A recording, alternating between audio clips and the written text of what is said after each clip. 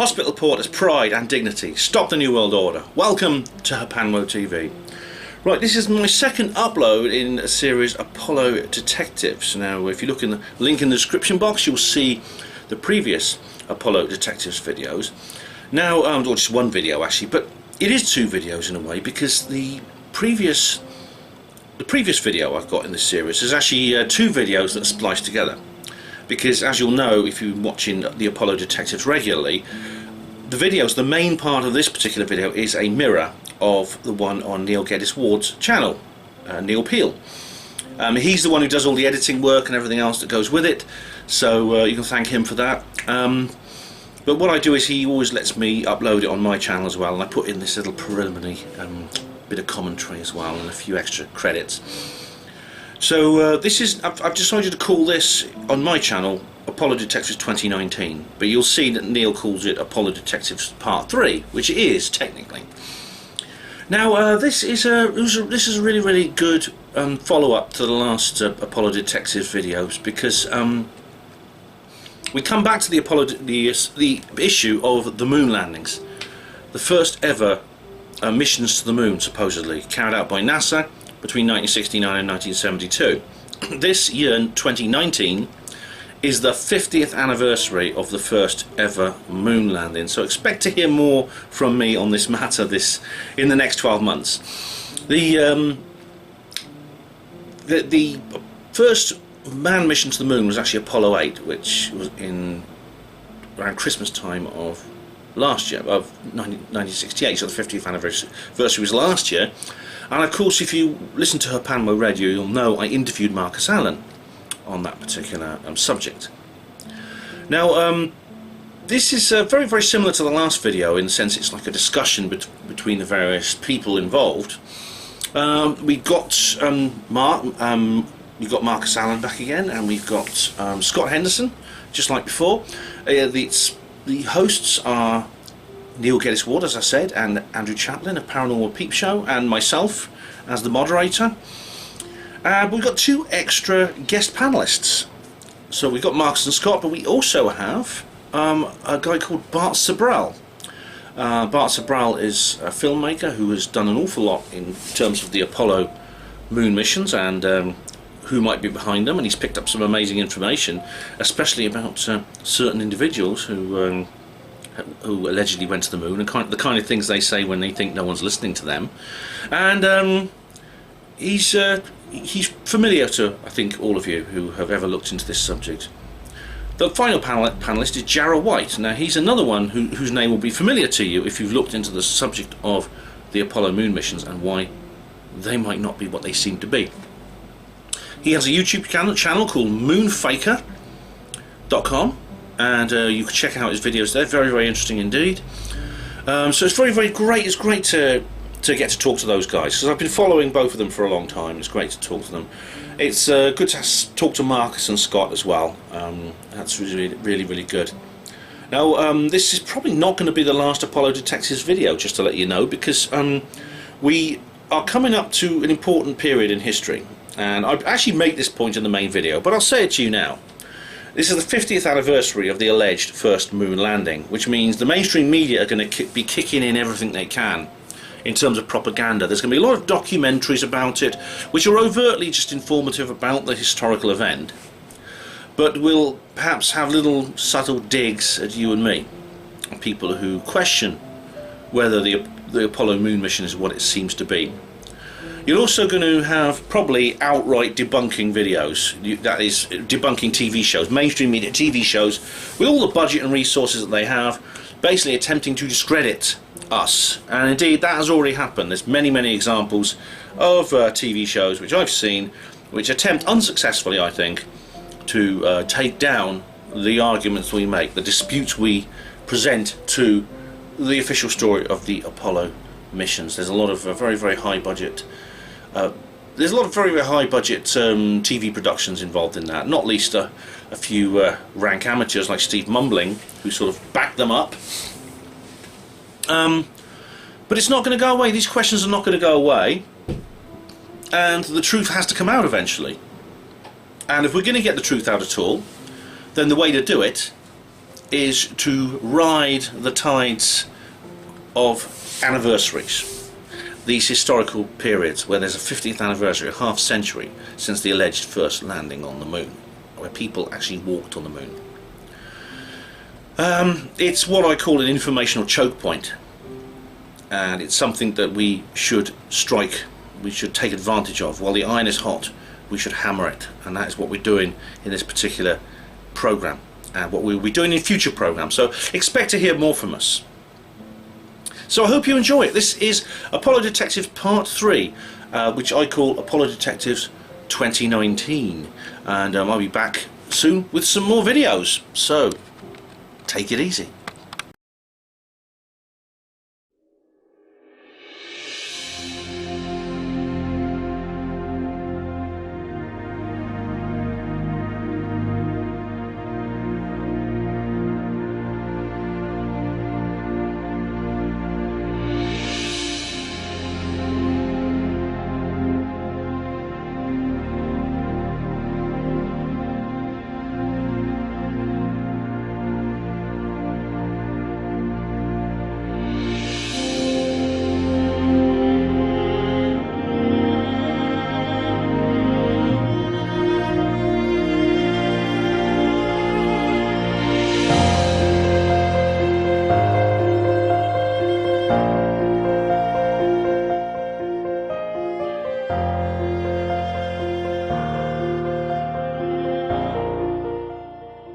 Good evening, everybody. Thank you for watching. This is Apollo Detectives Part 3. I am Ben Emlyn Jones. I am joined by my trusty hosts, Andrew Chaplin and Neil Geddes-Ward. And we have a new lineup of panel to talk about the Apollo moon missions this evening. I think there's almost everyone who's ever done anything in this business, which means if we were all in the same buildings, if someone dropped a bomb, that would be it. The Apollo moon hoax would never be uncovered. But luckily we are in different parts of the world for contingency reasons. We're on Skype by the wonders of technology. I've got some names you'll recognise from the previous show, but also some new ones. So what I'll do is I'm going to ask these gentlemen to introduce themselves briefly. Let us start with, let's start with the guys you were on before. Marcus Allen, how are you? Hello, Ben. Good evening. Good to be back on the Apollo Detectives. We get there in the end. We certainly do, yeah. So what brings you to this juncture? Well, 20 years ago, somebody showed me a photograph about the Apollo moon landings, and I thought, that looks a bit weird. I wonder how they got all that light into the scene. It was one of the Apollo 11 photographs. Oh, wow. I trained as a photographer. I'd studied photography. I knew the cameras. I knew the film. So I knew what I was looking at. And it just didn't make sense. And from then on, I just started looking further and more in detail at what was going on and all the stories put about by NASA. I couldn't get any straight answers from them, so I decided to do it myself. What I've been doing for the last 20 years is doing public presentations and asking people to prove me wrong. They haven't watched it yet. People have tried. They've made some very rude comments, but it's not usually to do with the science or the technology or the photography. Is to do with personalities, which of course is irrelevant. It should be, yeah, it should be. Well, thank you, Marcus. Now, we've also got another gentleman who was on the show before, all the way from sunny, was it freezing Canada, we have Scott Henderson. Hi, Scott. Hello, Ben. Glad to be back on. Good to have you back on the show. So tell us about what you do, and it's got nothing to do with that newspaper headline behind you, is it? Well, it started with that when I was in high school. It was I started in 1969 going into high school, and of course I've always been a very avid NASA fan, and always believed that we'd gone to the moon. And you know, I started hearing a few things about it in the early 2000s, and by about 2008 I decided I better to have a look. And I've read pretty much everything that they have on the journal site, on their report server out there. I have downloaded all of the ground photos of all of the missions on it, and I've studied each one in detail for thousands of hours. And I have quite a few that I can present today. All right, yeah, she certainly presented quite a lot of them in the last show. It's very interesting. And finally, in the blue corner, we have, not finally, we've got, but in the blue corner, we have Bart Sibrel. Now, he's one of the, I think he's one of the first guys I came across in this position, but his work is very, very interesting, and he was very well waxed last time I saw him. Hi, Bart. How are you? How are you? Good, good. Thanks for coming on the show. It's great you're joining us. You've never been on before, so tell us a little bit about what you do and the videos you've made and your research. Sure. My company is Sibrel.com. That's Sibrel.com. And on there, you can get links to my main movies and articles about this. First, I produced A Funny Thing Happened on the Way to the Moon. That was a 5-year, $500,000 project where we bought documentation from widows of deceased astronauts at $10,000 or $20,000 a pop to do research into the Apollo fraud. And then after I produced that film, originally it was for Fox Television, and we were going to make it just any length. It would have probably come out to be about an hour and a half, but they insisted we cut it down to 45 minutes. We had a great interview with Bill Casing and Ralph Renee that we had to cut out. And after a couple of years went by, I guess from watching TV court dramas as a kid, I thought, well, why don't we just track down some of these astronauts and see how many of them were swear on the Bible, whether they walked on the moon or not. And so I contacted them and asked them, or told them we were doing a documentary about the moon landings, which is true. Obviously, if I said to prove that they're false, they wouldn't have granted an interview. So that was their mistake for not investigating it further, and met with 8 of the Apollo astronauts, often in their homes, privately, on the record and off the record. And one person punched me, one person kicked me in the butt, one person threatened to punch me. And when we were kicked out of one person's house, an astronaut, we left a high-quality wireless microphone on him with the door closed. My inexperienced cameraman threw the camera in the back of the rental car, and it was still recording. And the person who did the transcript for us pointed out that they were discussing calling the CIA to have me assassinated. Wow. Now, if they really went to the moon, and I'm some nut who thinks they didn't, why would the CIA be involved in having an investigative journalist assassinated? You think so? Yeah. That in and of itself proves that they didn't go. So that's been my main research. And my main argument, I mean, all these great people you have on here, Marcus and Scott and Jarrah, they have great, photographic analysis and rocket calculations. But to me, the argument is really simple. They're saying they went 1,000 times farther 50 years ago than they can go today. It's amazing, isn't it? Yeah. That's like saying Lindbergh flew across the Atlantic in 1927, and 50 years later, no one on Earth can have an airplane that flies across the Atlantic. It's incredible, isn't it? Doesn't go backwards, does it? That proves they didn't go right there without the flag blowing in the wind, without the shadows intersecting, without the rocket calculations. Logic proves that's an impossibility. If they could go to the moon on the first attempt with 1/1,000th the computing power of a cell phone, then 50 years later, they should be in another solar system. They should have been on Mars 10 years after the moon landing 40 years ago. Well, that's what we were. There should be bases all over the moon like there are at the South Pole. I mean, the South Pole has 100-mile-per-hour winds, minus 100 degrees Fahrenheit, and there are bases there because it's humanly possible. If it were humanly possible to go to the moon, there would be bases there. It's so simple. There are no bases there, which means they can't go. It's so simple. Well, you'd think that's what it said in science fiction. That's absolutely true. But finally, this evening, we're going all the way to definitely very, very sunny Australia, from what I've heard. And we have the only man in the world who is licensed to kill moon hoaxes. It is Jarrah White. Hi, Jarrah. Hello, Jarrah. nice to be here. Thanks for joining us. This is Jarrah's not been on before, yes, but he's a very, very interesting chap. So tell us about your research, because you were sort of YouTube, and then your channel's very good. So how did that come about? Well, back during my childhood, I was a huge fan of NASA, astronomy, space exploration. I had books.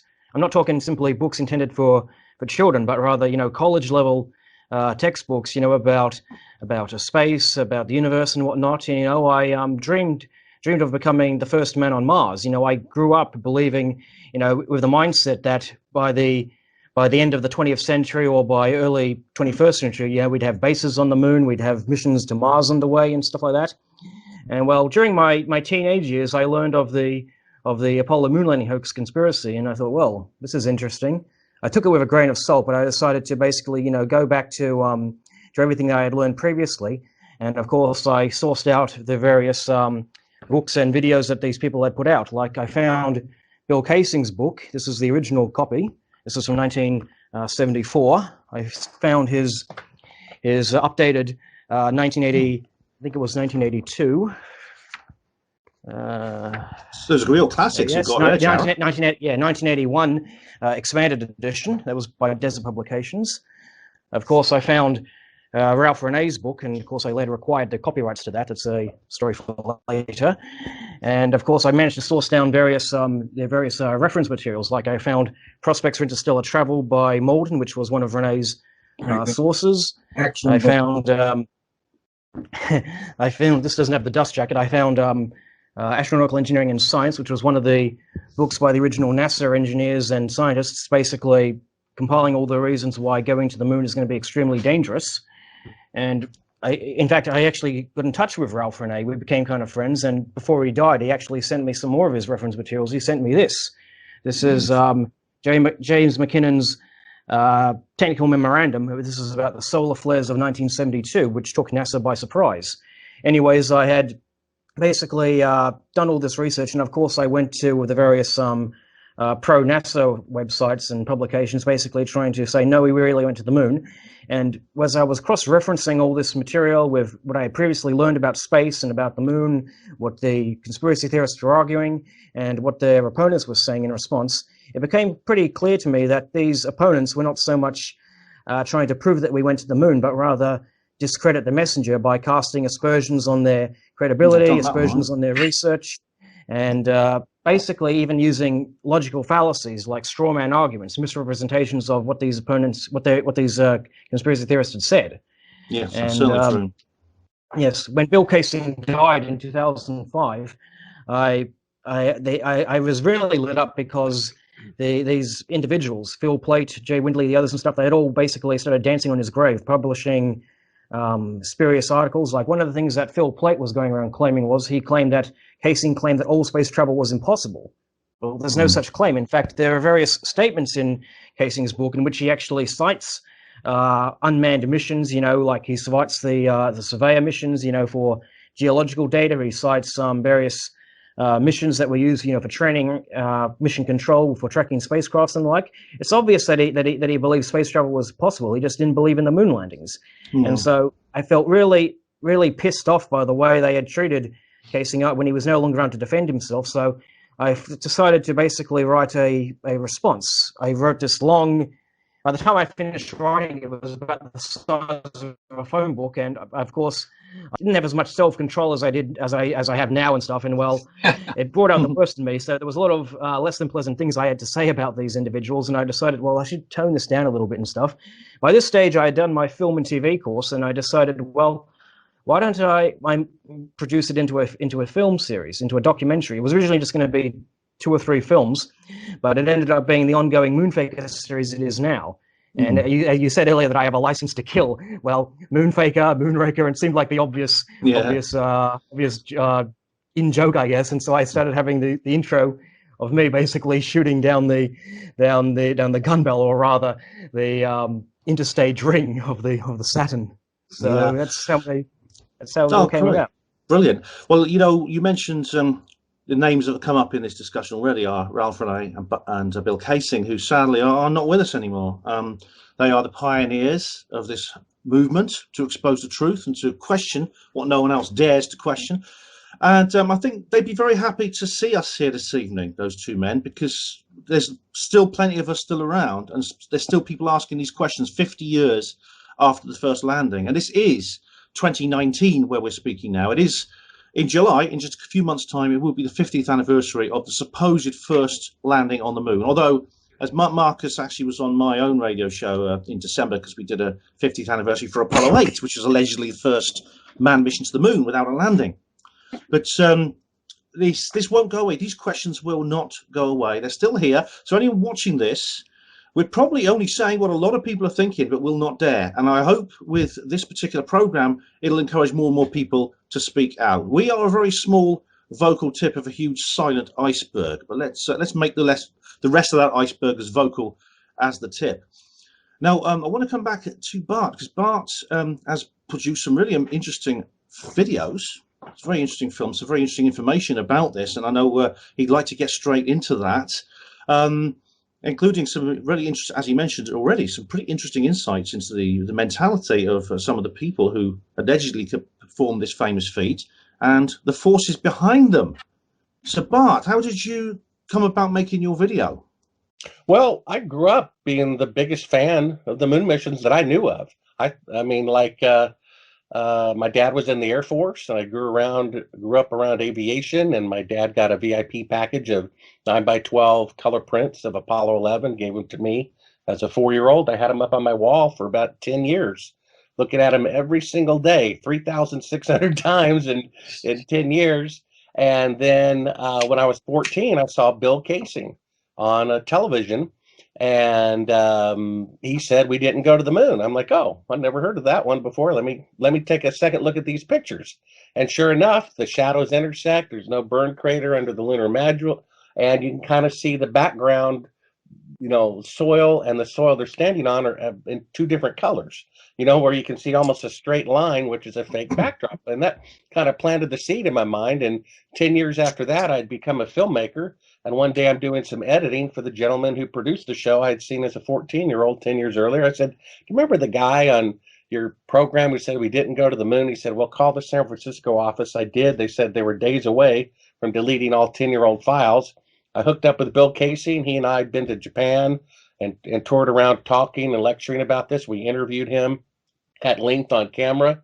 And I came to the conclusion that, with all this evidence that the Soviets were 5 times more advanced than we were, that 2 of the 3 astronauts wouldn't give interviews, that the administrator of NASA resigned days before the first mission, all these things, I said there's at least, a 1 out of 4 chance that they didn't go to the moon. Now, if the police came in and said, one of you 4 blokes here is a murderer, then I'd probably keep an eye on all of you, regardless of right. So to me, 1 out of 4 chance that the greatest event in human history was falsified, to me, was a sobering, large possibility.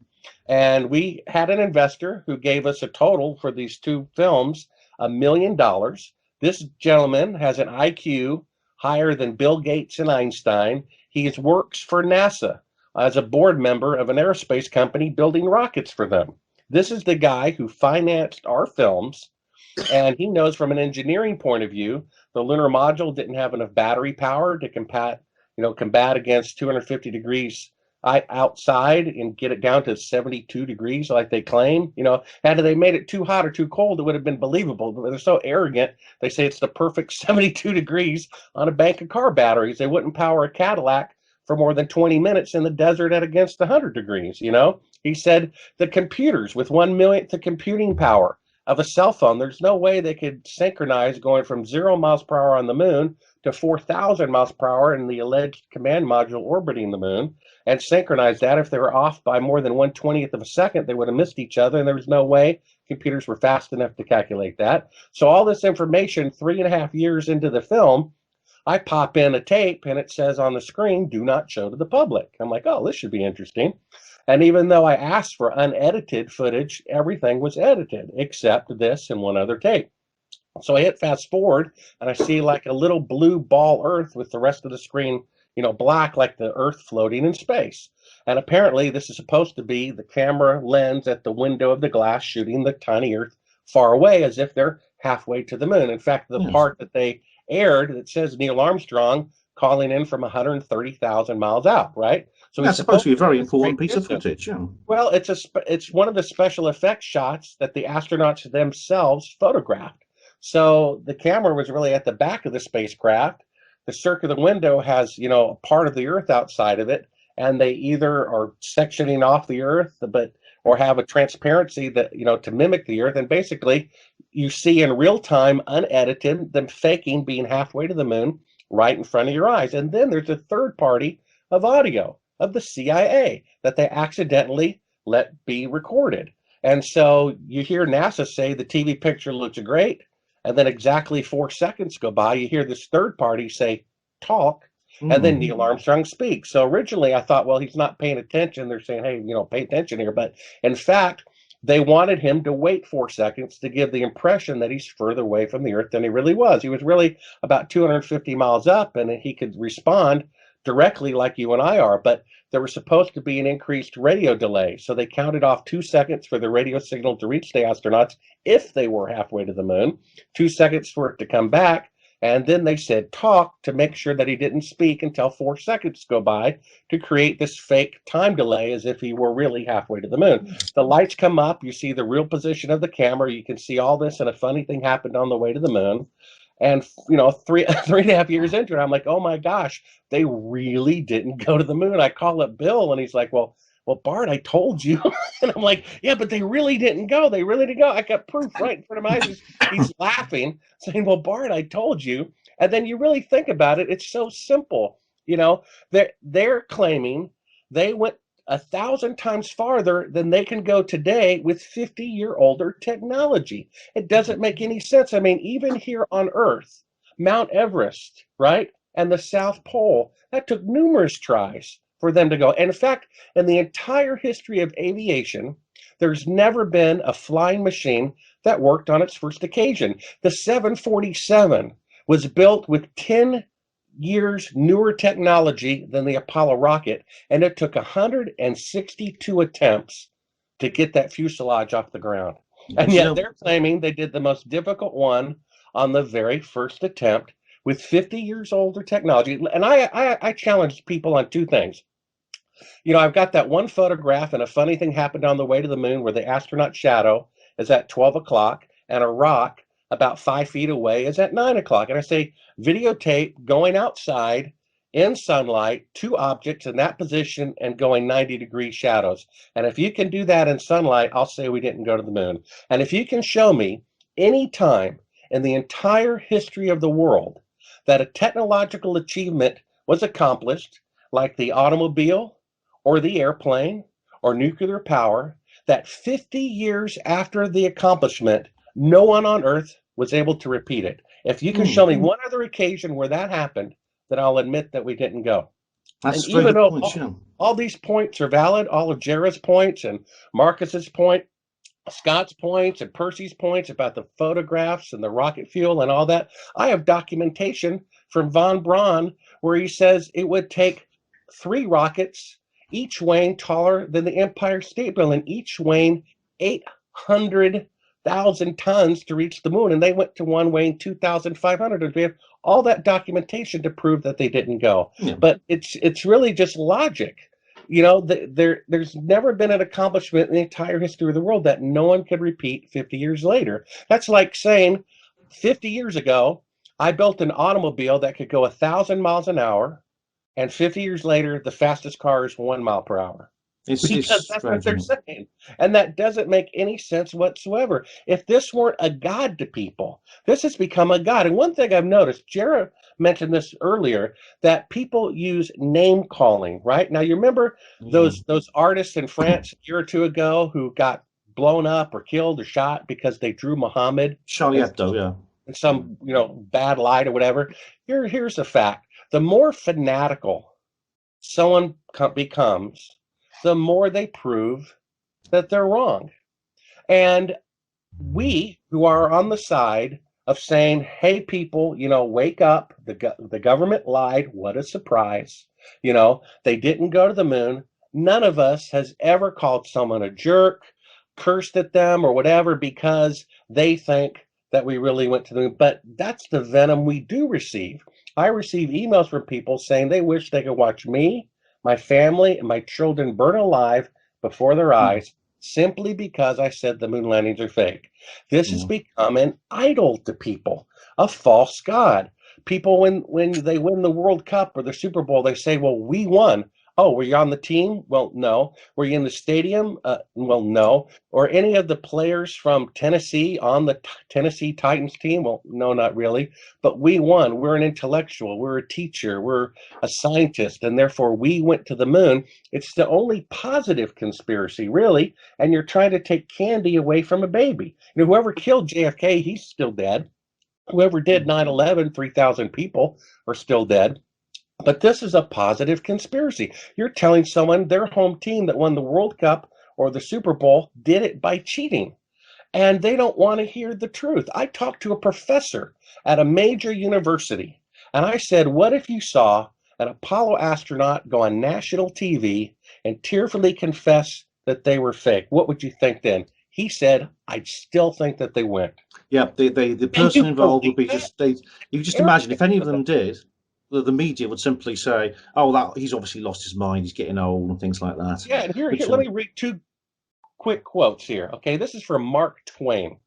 Mark Twain said this: it is easier to fool people than to convince them that they have been fooled.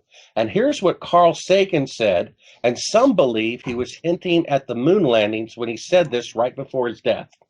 One of the saddest lessons of history is this, he said: if we've been bamboozled long enough, we tend to reject any evidence of the bamboozle. We're no longer interested in finding out the truth. The bamboozle has captured us. It's simply too painful to acknowledge, even to ourselves, that we have been taken. Once you give a charlatan power over you, you almost never get it back. And sadly, that's true. He was specifically talking about the moon landings. There's many examples that could apply to, quite frankly. I should point out, just on the subject of abuse and ad hominems and things like that, during the course of the production of these particular videos, we've had a lot of abuse. There's a certain individual who unfortunately is a countryman of Jarrah's, who said he'd like one of the panel members to be fed into a wood chipper, feet first, so he can hear him scream before he dies. He said this. He didn't apologise for it. That is just typical of what we're talking about here. And the fanaticism proves that they're wrong. Just like, if Muhammad was really God, he doesn't need people to defend himself. He doesn't need you to shoot. He's God. He can destroy them with lightning bolts, right? If they really went to the moon, then anyone who says otherwise is an idiot. And as Shakespeare said, thou dost protest too much. Another quote says, the likelihood of one individual being right increases in direct proportion to the intensity to which others are trying to prove him wrong. If they really went to the moon, there shouldn't be a single website to defend it. It should simply be there in the NASA record and be there in the encyclopedia. But there are hundreds of websites taking tens of thousands of hours to defend something that's supposed to be so obvious. And another good point you made. I mean, I of course, everyone knows about the moon landings. I grew up with it. I mean, my parents remember it, and they stayed up and watched it, and because it was on late at night on TV here, and there was a lot of science fiction at the time, and I love some of that science fiction. Arthur C. Clarke and other authors were writing about this. It really inspired people. It was one of the bright sparks in what was otherwise a very unhappy decade, where you had the Vietnam War and the Kennedy assassination and the Martin Luther King assassination and assassination of other people. And everyone thought that the world's going to pot. There was violence in the streets.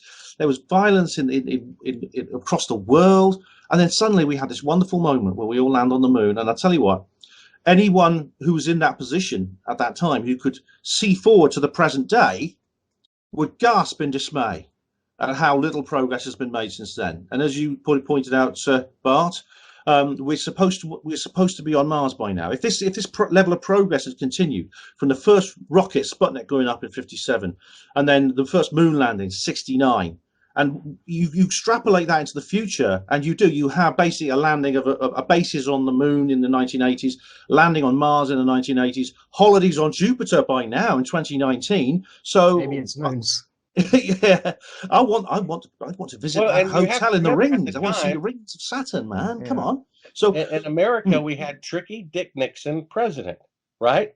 Now we have a publication written by von Braun himself that says to go to the moon in one rocket is impossible. It'll take 3 rockets, each weighing 800,000 tons.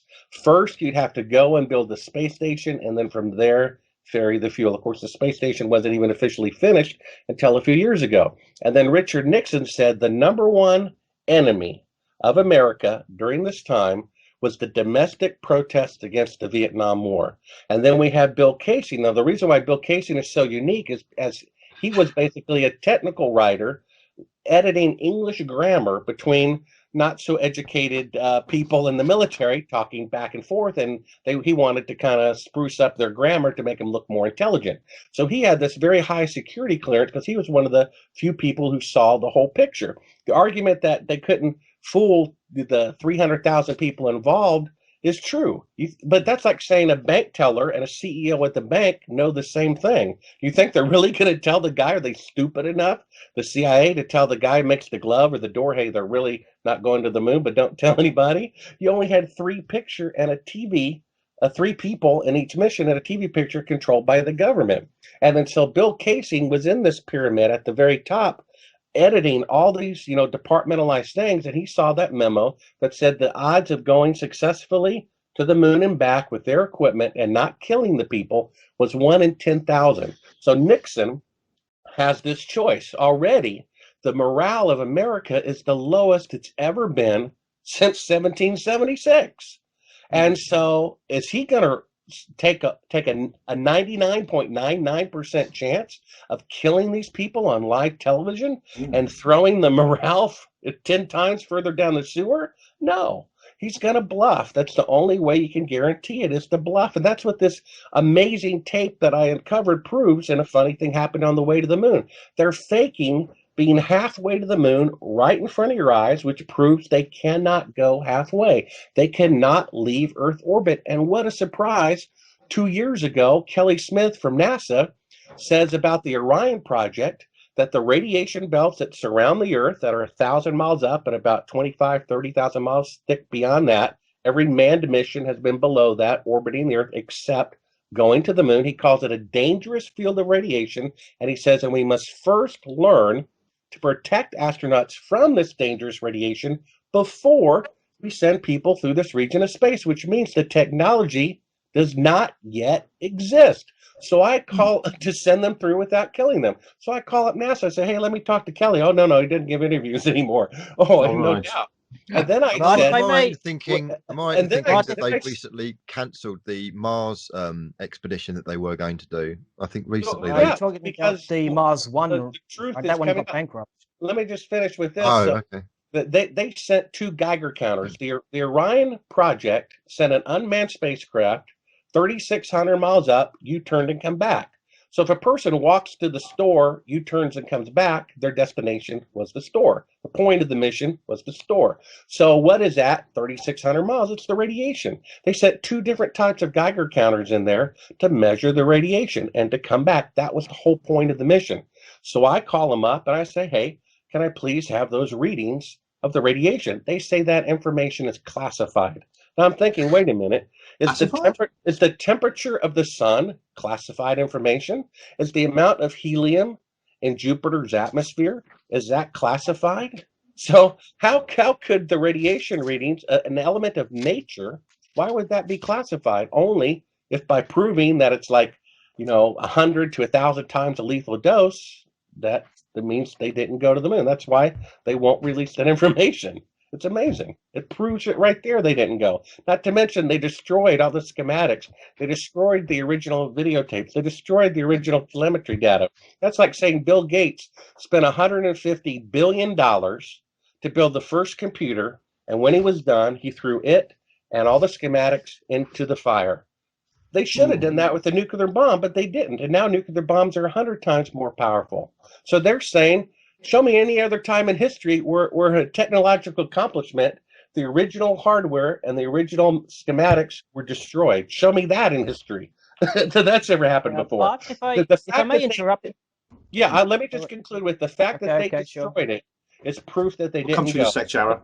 Because if they really went, they would never destroy the hardware or the data to build the hardware. But they would destroy it if they faked it because the technical information could prove that it was impossible. I think they said they didn't even destroy it. I think they lost it. I think they said that they lost it. Same thing. They lost it and then they taped over the tapes. The fact that they destroyed the data is proof that they didn't go, because if they really went, they would have never destroyed it. They would have only destroyed it if they faked it to cover their tracks, which is what they did, which proves that they faked it. Yeah. Jarrah, you wanted to say something? Yeah, I would like to actually offer some additional commentary on what Bart was just talking about and stuff. You mentioned about the Orion mission, which carried those 2 Geiger counters into space. They've since released that at least a graph of what the data showed, and I don't remember the exact numbers and stuff, but what the data actually showed, they had a graph. If I find the article, I'll share link it. But anyways, it's important to note that the spacecraft, the Orion capsule, is rated at about 20 grams per square centimeter of shielding, which is about 3 times the shielding that they had on Apollo. Now, to get a prediction of what the Van Allen belts are going to be like, what kind of doses you would expect, they have the AP8, the AE8. AE is for electrons and P is for protons. Together, usually referred to as the AX8. More recently, they released the AX9, which is the more updated model, which is supposed to account for all these shortcomings of the original model. And so they pitched their results from Orion against their predictions for the AX9, and what they found is that the dose rates that they received on the Orion were much more akin to what they were predicting for a shield at about 10 grams per square centimeter, which just goes to show there's much more radiation up there than they were predicting in their own models. Jarrah, one of the rebuttals me and Neil have come across with this is, and I think one of our previous guests who was pro landing mentioned, was that, yes, but it's a different type of radiation. It's not the type of radiation that could penetrate kind of like their shield, whatever their shields were. It's a different type of radiation. You probably come across this rebuttal before. What do you think to that? What's your view on that?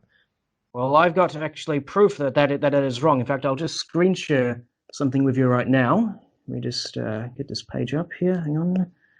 I've never done this before. Let me try this screen sharing. From memory, can you see my screen now?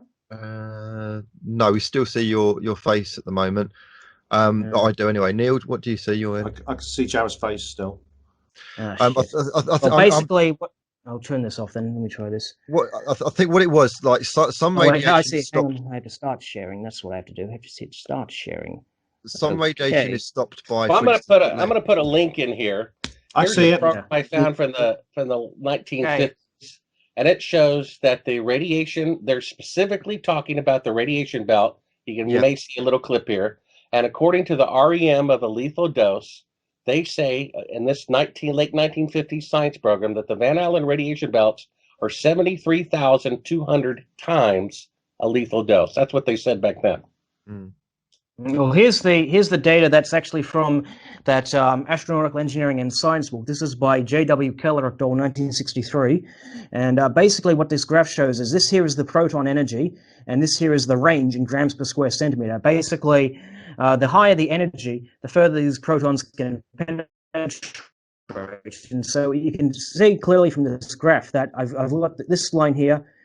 This represents how much shielding they had on Apollo. The Apollo capsule was 8 grams per square centimeter, and so this is how much radiation they can attenuate. You see, it can only block out protons with energy up to about 8 mega electron volts. And the reason this is important is because the Van Allen radiation belts, they have protons in the range of 0.1 to 400 mega electron volts. Of course, the flux gets a bit lower towards the higher energies and stuff, but when you do the calculations, you find that the amount of radiation that they would have received. Okay, Jarrah's breaking up slightly. Yes. Jarrah, here we go. I did the calculations for the. Can you hear me now? Testing. You're okay now. You're breaking up a minute ago. Carry on. Can you hear me? Yeah, I can hear you fine now. Okay. Well, basically, what I managed to do was I used the data to basically calculate the doses. I'll just put the actual. Managed to get all the actual doses. This is the fluxes. You see, what you do is, you know the coordinates for a given region in space, such as the trajectory that's been attributed to the Apollo missions. You plug that into the AX8, and this will give you a flux. Basically, how much particles at a given energy basically interacting with this square centimeter of space. Okay, so here, for example, let me the first one here. Here, for example, at let's see, L equals 1.44, and the B over B naught is 2. This is basically in the first minute of transit through the belts. For 10 MeV, we see there's 2.87 by 10 to the 2. All right, that's how many protons there are at that energy at 10 mega electron volts. Basically, you do the calculations. I'll show you the calculations that you do. Where is it? Sometimes here it is. It's down here. Oh, actually, no, it was in the first document. Sorry, I haven't looked at these in a while. Here we go. This is the calculations that you. Can I enlarge this? No, I can't. Okay, but basically, this is the calculations that you do. You would basically take the protons per square centimeter per second. You would multiply that by the surface area of a human. And because it's in seconds, you want to convert that to hours. There are 3,600 seconds in an hour. That gives you the amount of protons per hour. Then you would want to, sorry, that's just converting it to protons per square meter per hour. Sorry, then you would want to multiply it by the surface area of a human, which will basically give you the protons per hour. Now, each proton has a certain energy, so you would times that by the energy in question. That will give you the amount of energy in mega electron volts per hour. Now, the 1 mega electron volt is equal to 1.6 by 10 to the minus 13 joules. So they use that conversion. That will give you the amount of joules per hour.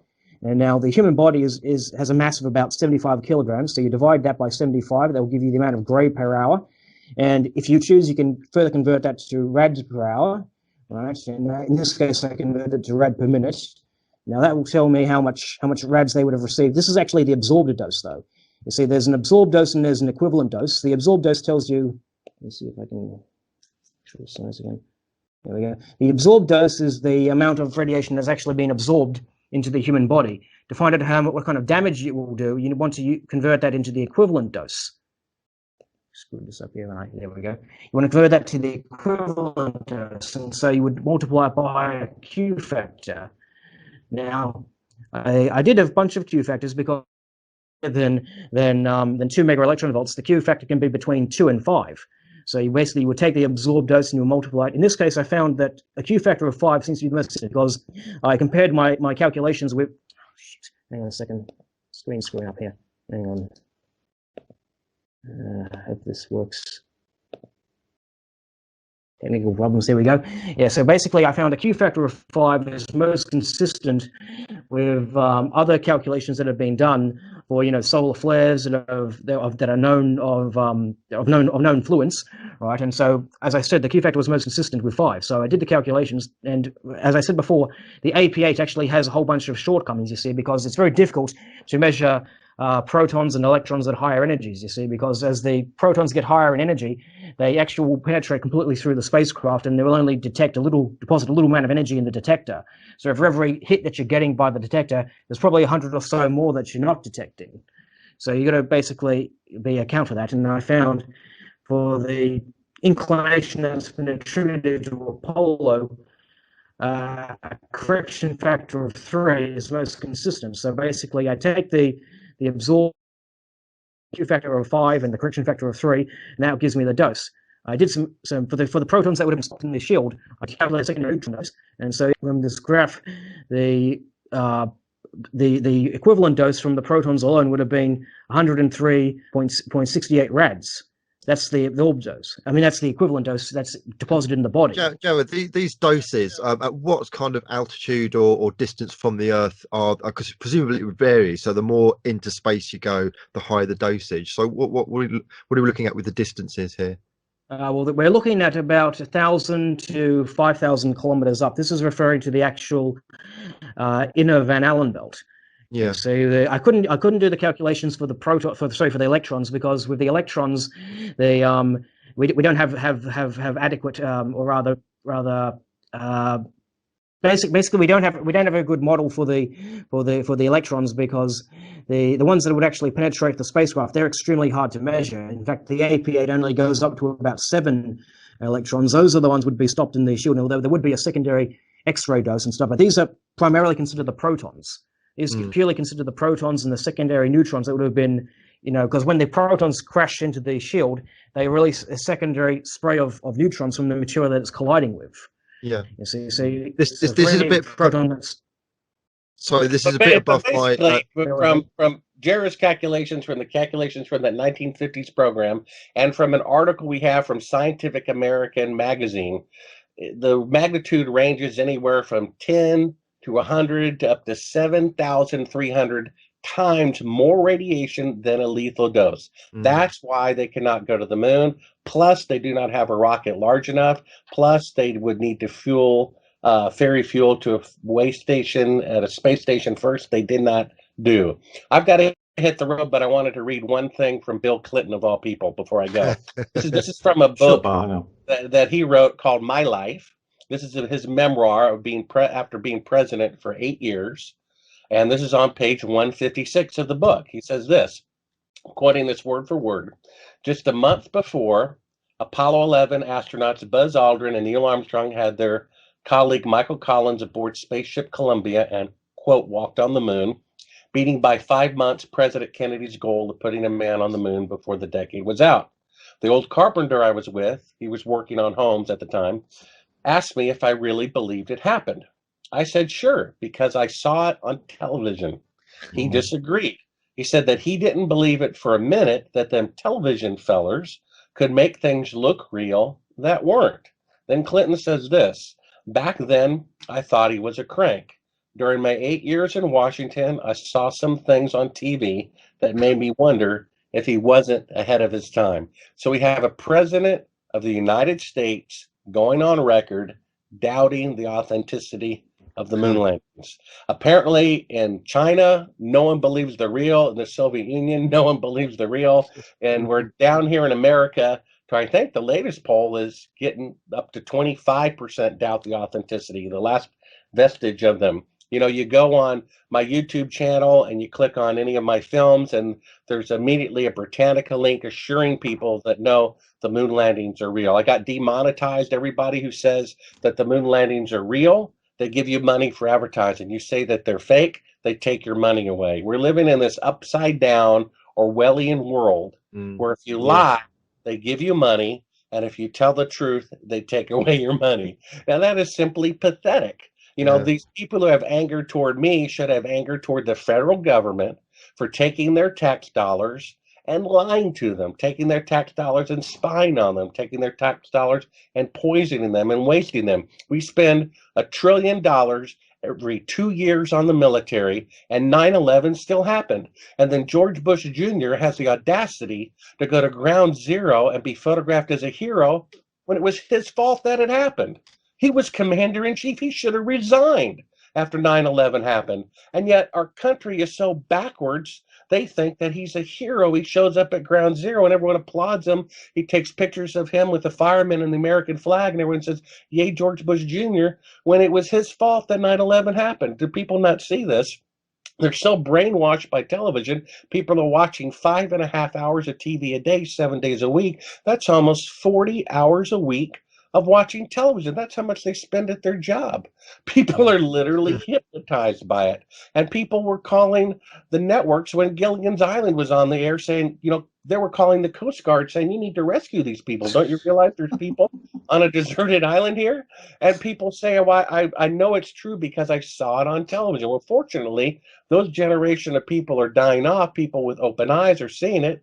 You know, if some president really hates the media and really hates the CIA, he could kill them both with one thing. He could order one of the astronauts to confess on national TV that the media and the CIA, you know, faked the moon landings. When Watergate happened, it came out that there were 400 journalists on the CIA payroll. This is back in the 70s. They came in there. Woodward and Bernstein got a report from the CIA that they had 400 journalists lying to the American public through Time Magazine, through CBS, through ABC. It's unbelievable. You know what I mean? Again, if you could show me any time in technological history that a milestone was made and no one could repeat it for 50 years, then I'll say that the moon landings are real. The fact that they can't repeat it and they can only go 1/1000th the distance with 50 years newer technology, what more proof do you need? You know? Bart, if I may interrupt just a second, I managed to find that the data from the Orion capsule that you were talking about earlier and stuff, I mentioned earlier that they managed to release I guess they've declassified it. Let me just see if I can find the graph that I was talking about here. Just in the data. This is, what's the name of this document? This is battery-operated independent radiation detector data report from Exploration Mission Test 1. That was the name of the Orion flight in question. Not a very catchy title, I know, but let me see if I can find the basically, it has a graph which shows just how much they underpredicted the kind of radiation the capsule was going to be getting itself into. I can just find Here's a link I just set in the chat area. And Neil, you can use these links later, to link at the end of the video or whatever you want to do. But here's the link to Scientific American magazine that says that the radiation is at this time from the Geiger counter probe that they sent up, which broke because it was vibrating so much because the radiation was so severe it broke the Geiger counter. And in this, they say what a lethal dose is, like 1 rem per day or week or year, whatever it is, I forget. And then that compared to the radiation dose of going through, and it's something like 10 to 100 times the lethal dose in this publication. Not to mention a time when they say on television it's 1,000 times a lethal dose. I don't know what more. Then you have the creator of the rocket, saying that you need 3 rockets, 800,000 tons each, to go to the moon, and then he builds a Saturn V, which weighs 2,500 tons, to go to the moon. I mean, is this guy incompetent? Can he be wrong by 30,000% on his math? Can math change 30,000% in a year? I mean, what's that all about? I think from memory, myself and Neil have come across kind of the rebuttal to this. They said that the 1950s data was wrong, and they came across data later than that kind of corrected it, or different data. Well, obviously, it had to be wrong. Otherwise, they couldn't go to the moon, right? They couldn't fake it. What else are they going to say? Yeah. Of course they were wrong. Oops, we were off by 30,000%. Now, would you trust a salesman who gave you a quote on something that was off by 30,000%, or would you trust? But I think the health department that rated a restaurant and the health. I think what the argument was there was better technology later on to give a more accurate reading, as opposed to 1950s technology. So whether this was like late 50s or early 60s, I don't know, but they had but that's not true, because calculators are the same. They still come up 1 + 1 = 2, and the type of fuel they used, and these rockets never changed either. So math never changed, and the fuel never changed, and the weight never changed of the rocket. So how could its capability change? I mean, it's one lie after another. It's unbelievable. Yeah. Well, I'm going to have to hit Bart, the road. just before you go, Bart, I just found the diagram in question and stuff. Now, can you see my screen? Okay, well, this is the data that was released from the Orion capsule. It had 2 Geiger counters. It was called Bird 1, Bird 2, and stuff, or rather Bird left and right here in this case. Okay, now you see these curves. Now the Bird 1, the Bird 2 are basically somewhere in the middle here, where my mouse is moving across. Now look at these other curves are the predictions for what they were what their models. This is their own Bible for the Van Allen fluxes and stuff. This is the new and improved Bible, I should say, because this is the AX9. As I said before, the AX9 is supposed to account for some of the shortcomings of the AX8. Now, the Orion capsule is shielded at about 20 grams per square centimeter. Look where they were predicting the doses for 20 grams per square centimeter. It's right at the bottom here, right? Instead, we see that the actual measurements that they got from the Orion capsule is more in line with what they were predicting for 10 grams per square centimeter. 10 grams per square centimeter is about the shielding used on the space shuttle. It's somewhat above what they used on Apollo, and Apollo was only 7 grams per square centimeter. And so it just goes to show if this is how off their predictions were.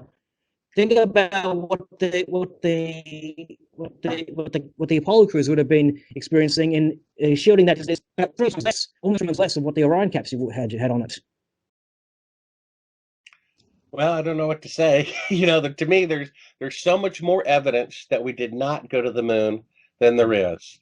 And if a professor, right, of a major university, Vanderbilt University, right, has the audacity to say, if he saw an astronaut confess that the moon missions were fake on live television, he would still think that they went, then we can see there that psychology is overriding people's intellect of being able to discern truth from lies, because he just wants to believe it He wants to believe in Santa Claus no matter what anyone else says. You know what I mean? Even if Santa Claus took off his beard and said, "I'm Bob the bartender from down the street," he still believes in Santa Claus anyway. That shows you that there's emotions, that people's emotions are tied into this thing, and they are blocking it. It's like you're in love with a girl and everyone thinks she's not good for you, and everyone sees it except you. You know what I mean? And that's what it is with these moon landings.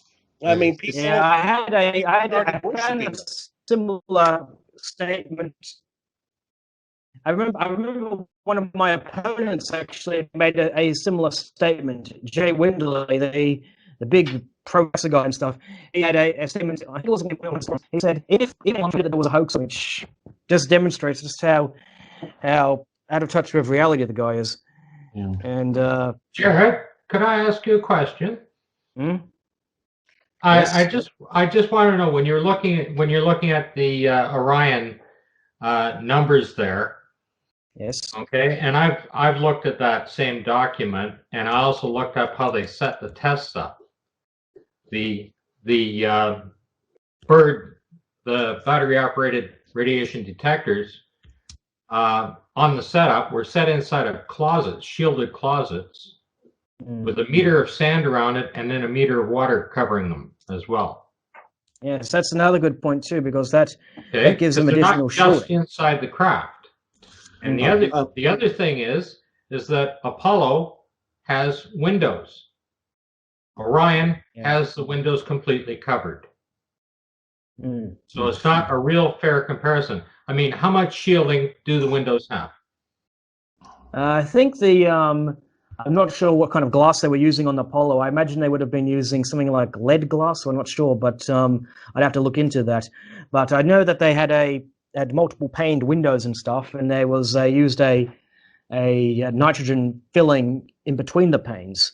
I don't remember the exact dimensions of it. I actually have a document on my computer somewhere. I just like to say, I have one as well. The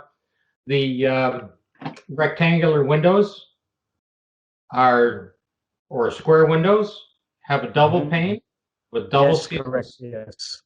And the triangular ones only have a single pane. The outside glass is for micromedia shielding, and it is vented to the outside. Bart has now left us, so I'd just like to say a big thank you to Bart Sibrel for taking part in this particular program. Do check him out on YouTube, and he's a very interesting chap. So much appreciated to Bart Sibrel for taking part in the Apollo Detectives. Very interesting other statements we've had there about. I didn't know about the windows on the Apollo spacecraft at all, and the data that Jarrah has discovered, or the actual evidence relating to radiation exposure. When it comes to the Van Allen belts. And the one thing I found out was that the Van Allen belts are very, very different from other things such as cosmic rays. So there's other risks apart from these classified levels of radiation around the Earth, plus the fact that they only discovered 3 years before the famous speech by President John F. Kennedy. It makes you think, you can look back at it now, and you could say, well, the astronauts were obviously lucky. They were flying through the solar maximum, but they didn't get solar flare, which would have killed them. They didn't know exactly how big or how intense or how they fluctuated with the solar cycle the Van Allen belts were. So the astronauts were simply lucky. Well, it's easy to say that afterwards, looking back. But if you're in the 1960s planning the Apollo mission, knowing this is going to be a big media event in the middle of the Cold War, you can't say that so glibly. That's the important point. Yes, and let's go ahead, Marcus. Go, Marcus. No, I was just going to say, you could argue about radiation as much as we like, and it's certainly a lethal place to be out in the Van Allen radiation belts. But if they weren't going to go through them with the Apollo craft, and they made that decision probably 66, 67, it didn't really matter how much radiation there was, because it wouldn't affect them anyway. There's also something else to add. Sorry, there's something else to add to this. They've kind of changed something, and recently they've basically said that actually where we thought the Earth's atmosphere is it actually extends beyond the moon. They're actually saying that now Earth's atmosphere goes 630,000 kilometers away, whereas before I think it was about 240,000 kilometers away. So I think they could be preempting something. I think they could be preempting people like us and saying, well, of course, you know, the atmosphere encompasses the moon, so we weren't really going out of Earth's atmosphere. Do you reckon that's what they're preempting? If I may make a correction about that, I've actually been kind of distressed by people's reactions to that, to the articles that have been appearing about the atmosphere extending out to the moon. What the article actually refers to, it refers to the outermost layer of the moon. You see, when people say atmosphere, they don't necessarily mean the dense part of the atmosphere we're sitting in right now. You know, the higher up you go, the atmosphere, you know, decreases in pressure and density. If you were to climb Everest, you need to bring tanks of oxygen to survive. If you're flying a high altitude plane, or even that little capsule that Felix Basinger guy, whatever his name was, jumped from the Red Bull thing, he obviously had to wear a spacesuit because, you know, he needed that to protect him from the pressure.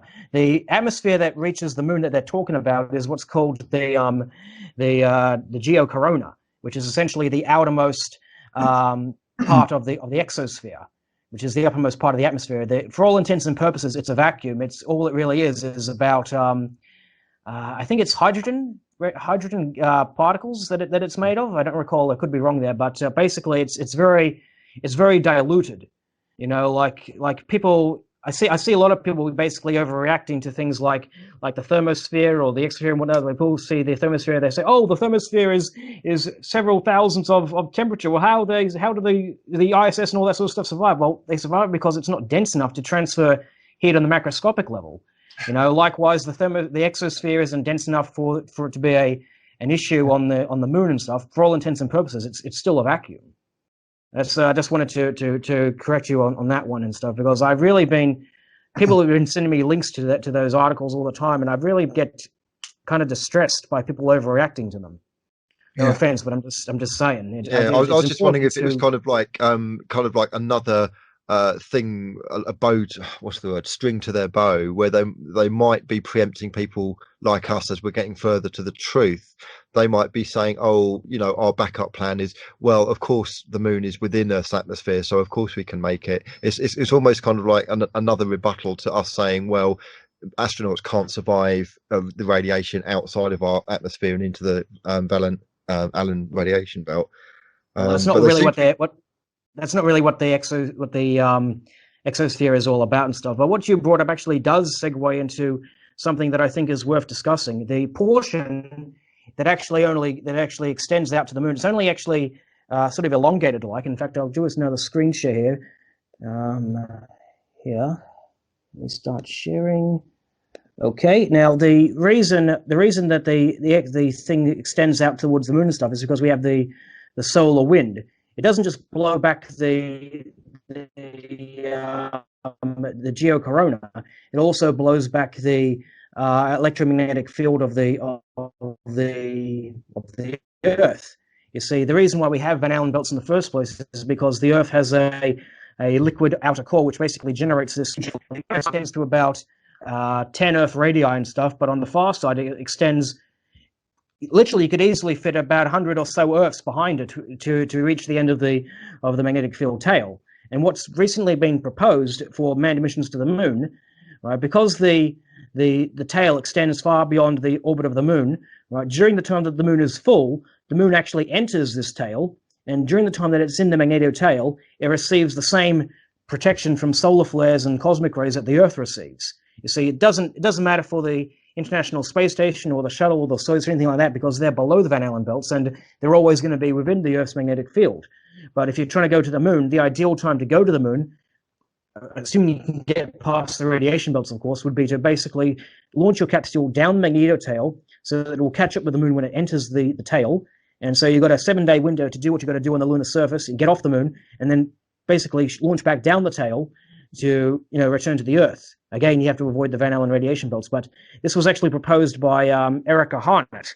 She wrote a few articles about this. Basically, what she's proposing to basically ferry astronauts to and from the moon down the magnetosphere tail, and so it really is testament and stuff like this. They didn't have to do that on Apollo. Why are we considering using the magnetosphere tail now when it wasn't an issue on the Apollo missions. It's an important point, because I've been looking, when I was doing some video replies to an Apollo believer, I made the point that the phases of the moon during the missions varied quite considerably. So, for example, with the Apollo 13 mission, which of course was the only mission in the entire program that had any major malfunction, the moon was basically on half, it was basically half waxing to gibbous.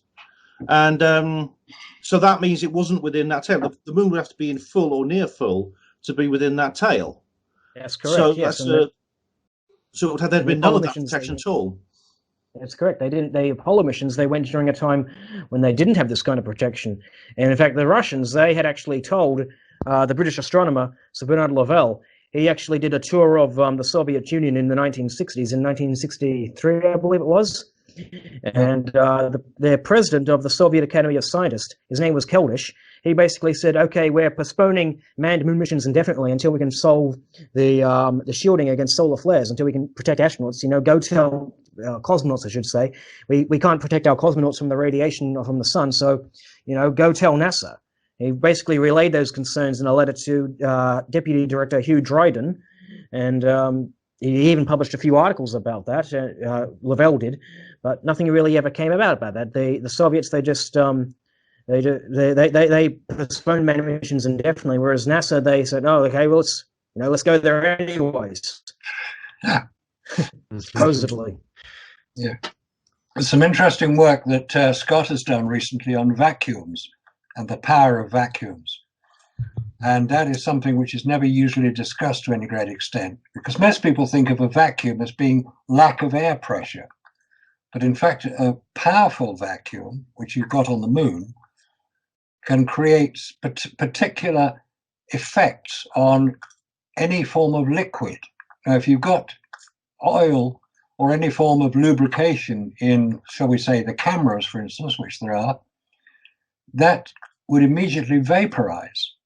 We saw Gene Cernan on Apollo 17 doing his magnificent repair of the rover fender by using gaffer tape to attach a map to the back of the fender. Well, it's highly unlikely that gaffer tape, which is basically an adhesive, would work in a vacuum. And there's also a much more important point about the photographic film. During the construction of and the research into the spy satellites, specifically the Corona and the Hexagon spy satellite, known as KH9 and KH10, one of the things that was discovered was that photographic film, which was being used in those spy satellites, disintegrates in a vacuum, so it can't be used. So in order to ensure that they could use photographic film in those spy satellites, which was used, the film had to be pressurized the whole time it was in the satellite, i.e. from the 30 miles of film which is on the photographic film reel, the track through which it followed to go through the cameras, and then into the capsule which was dropped to be caught by aircraft below. The film was pressurized, and there were little tubes which contained the pressurized atmosphere. It was nitrogen gas. It was only at 1 pound per square inch, but it was sufficient to ensure that photographic film could be used. Now, we know that there was no pressurization on any of the Hasselblad cameras. Therefore, the film could not have survived the vacuum which we know exists on the moon. So how were the photographs taken? Well, interesting. They were taken from Earth. Interesting point, Marcus. I hadn't heard the one about the vacuum. I'll have to look into that one. The one thing I would like to add to what you just said, in fact, when they had the before Apollo missions, they had what was called the lunar orbiter missions, numbers 1 to 5. These were specifically intended for mapping the lunar surface down to 1 meter resolution. They used film cameras, but they actually had to use a specially hardened film that was specifically designed to be able to withstand the kind of radiation that they would be experiencing. I don't remember the exact name of the film in question and stuff, but basically it was hardy stuff. But yet on Apollo, David Percy actually did a interview with what was his name? I forget the guy. He was from Kodak, anyways, and he was saying, Jan "Oh, well, the film we Lundberg. had on Apollo was ordinary. It must have been the camera that was." Yeah, Jan Lundberg was the guy who Lundberg, made the camera and stuff. Oh. Yeah, they interviewed him too. Lundberg, he said, "Oh no, it was not the camera that was special. It must have been the film that was special." That was Hasselblad. Yeah. Yeah, you put these two guys in the same room together. It'd be interesting to see how they would explain how this thing was working. Well, one says, "Oh, the film was special." No, the film wasn't special. It was the camera that was special. So which? It was the transport of the film. And it's interesting you mentioned the lunar orbiter craft, which did use photographic film. That was being developed at very much the same time as the Corona satellite, the mid-1960s. And the people working on that were working under very strict security measures. They were not really permitted to discuss it. It's quite likely that the lunar orbiter used pressurized film. I don't know if it did or not. I haven't seen any evidence for it, but it would make sense that it did. And it's interesting that the lunar orbiter film is only recently been rediscovered, and people are trying to read, because it was all done on transmission. They were trying to read what the photographs actually show. And the resolution on the lunar orbiter is actually considerably better, as you've demonstrated very persuasively, than the lunar reconnaissance orbiter films, which allegedly show the lunar landers. No, they show pixels. It's just some black blobs. I've actually done a whole series of videos on the lunar reconnaissance orbiter. In fact, I think one of the best indications, first of all, it's important to understand how these pictures are received. Many people think, oh, you can just point a dish to these pictures and you can see them for yourself. Well, that's not how it doesn't work like that. You see, the files they're sent as encrypted files, well, I should say, encrypted files that are basically transmitted down to the NASA tracking facilities. They're then passed on to the Goddard Space Flight Center, and then they're passed onto Arizona State University. You know, this elaborate game of pass the parcel, as I like to call it, that gives an opportunity for NASA to basically, okay, let's add these to the photo. Okay, now we send it to ASU. But I think the best evidence that something's up with those photographs is NASA claims that they have photographs of the American flags casting a shadow. Yeah. Of course, it's just pixels and stuff. And basically, they say we see the flag casting an elongated shadow. Well, that's impossible because the flag. There's no way the flag could have survived this long. The Soviets, they actually did something similar when they had their Mir station. They erected their own Soviet flag outside, up on the mast of the Mir station, and of course, sometime after the flag was erected, the Soviet Union collapsed and stuff. So there was little point in having that flag up anymore. But of course, they couldn't make an unscheduled EVA to go and retrieve it.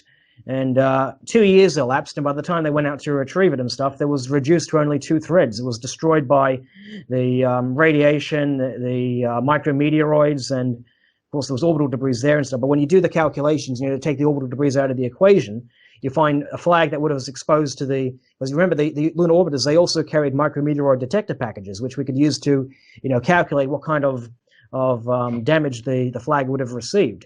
And when you do the calculations, you find that the flags, at best, they would have lasted about 10 years. They would have been destroyed by 1980. And well, so how are they still standing and casting these shadows? It doesn't make any sense. It's standing on the lunar set, which they probably still got somewhere tucked away, probably at Menlo Park in the airship hangar, which is where they filmed. Which is where they filmed From the Earth to the Moon. That's it. Yep, the life imitates art, but there's actually no evidence from the lunar reconnaissance orbiter that we see anything that couldn't be created artificially through manipulated images. And Jarrah, in your series of films, you actually reproduce these yourself in your own home. That's correct. I was able to throw it into MS Paint. Nothing fancy. It's not Photoshop or anything, just MS Paint. I was able to, put it in MS Paint. Okay, a few dots here, there. Okay, I needed some work on the shadow, but other than that, it looked pretty much identical to the photos that was allegedly supposed to be the lunar module.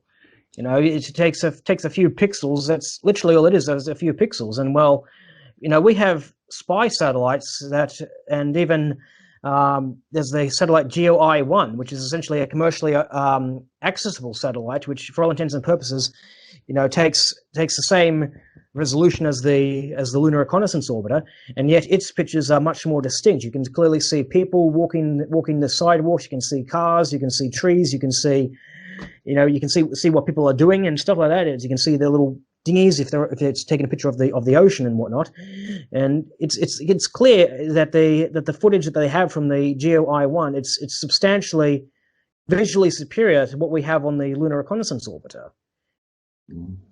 Yeah, so Scott, I wanted to ask you about your own work regarding what you've just heard from Jarrah and Marcus and Bart about the very highest levels of the Earth's atmosphere and the electromagnetosphere and things like that. Well, all of those things are still theoretical in nature when it comes right down to it, because nobody has a solid understanding of exactly what's going on there. I mean, it varies all the time. The radiation varies dramatically with the solar pulses and stuff like that. What I'd like to do is share the screen a little bit here, if I could. And there's my screen. Can you see that? I don't see it yet. Okay, now I see something. Oh. Yeah, I see your screen. Oh, here we go. Yep. Nice car. Yeah. Well, it's not bad. The Bugatti. That's a 2025 Bugatti Aerolith. Okay. Hasn't quite come out yet. Here's a nice shot of the flag here. Pull it up and see how nice and soaking wet it is. All right. I'm sure keeping it wet on the moon stops it from degrading so much. You can see all the water there. You can see it drying on the edges back. You can see that it's an official flag, and the stars are stitched on there. It's not like other people that say it's aluminum or anything like that. That's just one little thing on there. What I'd like to do is do a little bit on Apollo 15 on Hadley Ridge. So this is the ridge itself, the right where the astronauts were on Apollo 15. They're claiming that it is 1,200 feet deep. Okay, and you can see the scale across the bottom there. It's just about a mile across, just a little under a mile across there is what you're looking at. So there's the CN Tower in Toronto. It's 1,150 feet to the restaurant. Empire State Building's 1,200 feet to the roof right there. Not to the turret, to the roof. 1,200 feet deep. So those are the images that you can see that you're looking at. And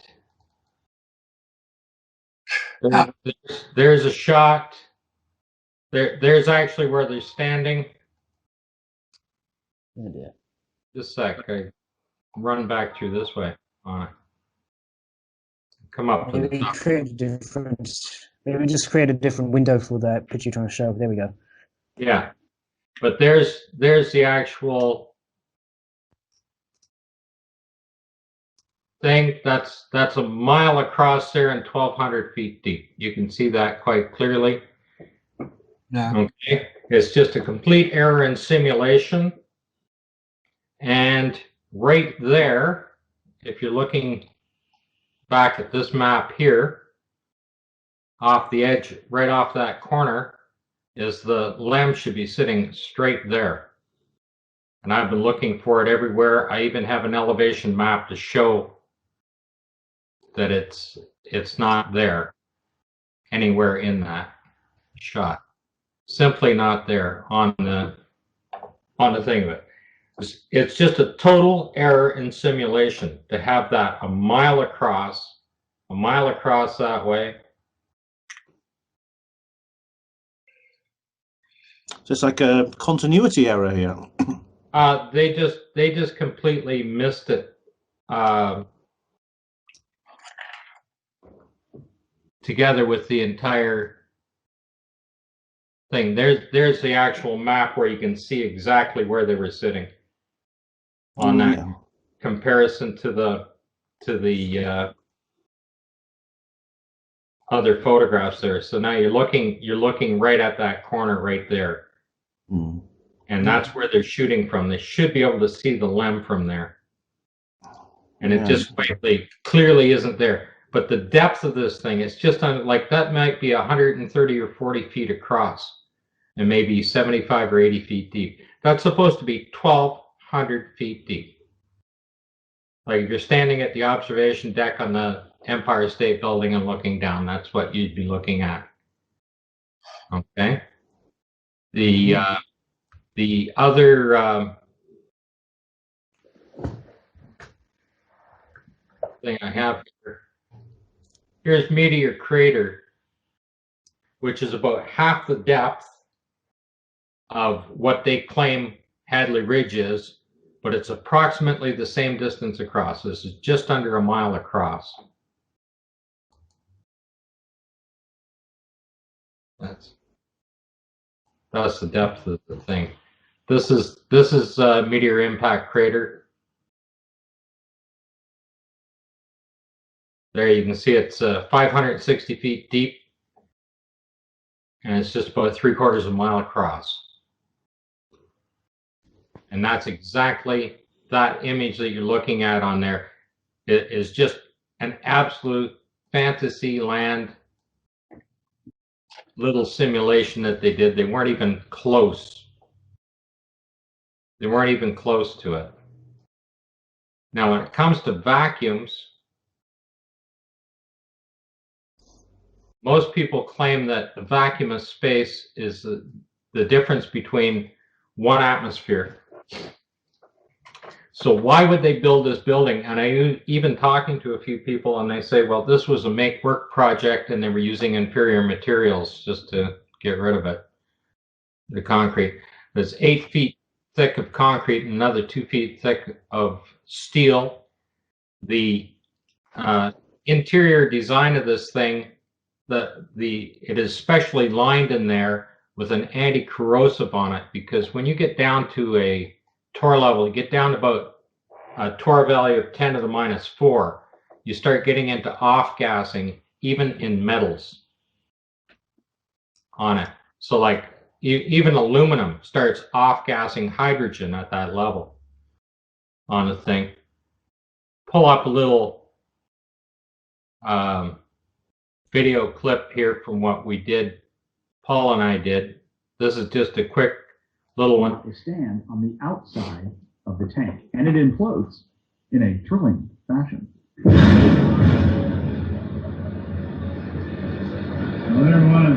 You can see how fast that comes down to. That is only low pressure. You're not even getting into the torr value. You still have, you've only reduced, you're down to 176 torr. You're not even into a minus scale at that level. Other people claim that there's only one difference of 1 atmosphere when you go into a vacuum, and that a pop can would do it. This is only at about 400 torr that this goes off at.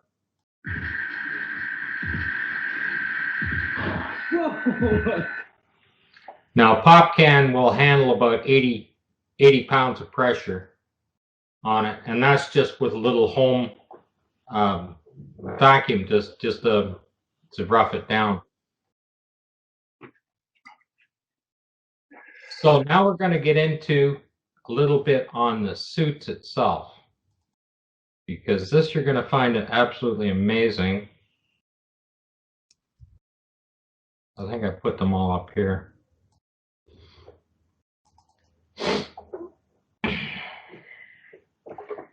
As you can see here, these are just quick release clips that are on here. Okay, there's no inner bladder like they claimed to keep the suit from popping out. There's another shot of the interior from the top helmet on it. These have just like a door latch on there, and that's just a rubber seal. Okay, this door latch holding the cap in will not compress that seal down in any way, shape, or form. It reminds me actually of the door of a washing machine. Now, So Can that's, I ask take a you look at the back of the suit here. I'll come to you in a minute, Jarrah.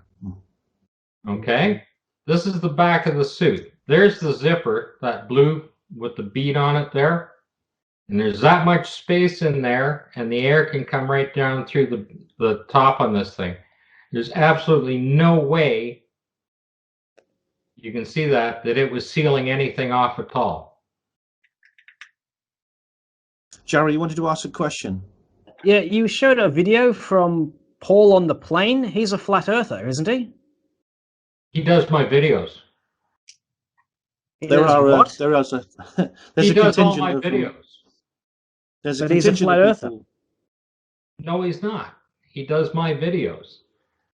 There are a contingent of people on our within this community who question the Apollo moon landings, who are members of the flat Earth movement. Now, this is Don't something. get me started on those I know, people. I know it's not really relevant, I don't think, in this case, Jarrah. I mean, I just agree. Paul and I keep our politics separate. I don't discuss American politics with them. We don't discuss flat Earth. We do faking space theories. I personally believe the Earth is round myself. They call us roundheads or globalists. I am. Not Cavaliers then. Yeah, no, exactly. And I just had my fair share of bullshit from the flat Earth crowd and stuff. And I'll tell you right up and stuff. When I first got involved in the moon landing hoax movement and stuff, one of the websites that I turned to was the Bill Casing tribute site. And well, the webmaster of that site, he goes by the name of Albino Gallipini. He went off the deep end quite a few years ago and started promoting flat Earth bullshit in his articles and in his YouTube channel and whatnot. And I've tried to reason with him several times, and I've completely done with him. I am boycotting. What happened with Gallipini is a great shame. What happened with Gallipini, that is a great shame. I mean, Gallipini was very good. He was actually very interesting what he said about the Capricorn 1 movie, which was very interesting. It's a great shame that he has unfortunately swallowed the flat Earth Kool-Aid, which I agree with you, Jarrah. I think it's a great disappointment. But I'm still very interested in, and I thank the man for the good work he did before that. So what we're looking at here is a spacesuit, essentially, with 2 strips of Velcro and press studs. How would that seal, or how are they telling us that it seals? Well, I'm just showing you the back. That's as far as the zipper goes up, right there. Right. Is that just an ordinary zipper? I mean, it looks like something like. It's a little heavier duty. It's got 2 sets of teeth on it. Okay, but the zipper's not going to seal in a vacuum anyway. No, you can't even keep rainwater out with a zip. You have to put like how are they telling us? You couldn't even do underwater stuff with this. What I'm showing you is like these suits are just completely designed for simulation. Okay, just on the set to keep them cool. Like I said, the head unit here, you can see down at the bottom, right in there. That's where the little fan that's blowing the air around coming up out of the PLSS, and the PLSS isn't exactly the one that you would need to be on the moon with. All it is a set of cooling coils running around in there.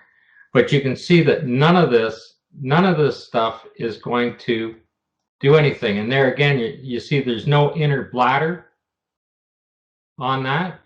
And then the suit, all of these are attached right to the outside of the suit. They're not attached to an inner bladder in any way, shape, or form.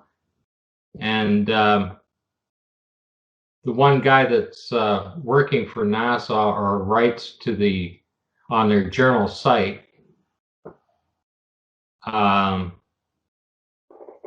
has a book out. It's Paulo Altamisto or something is the guy's name.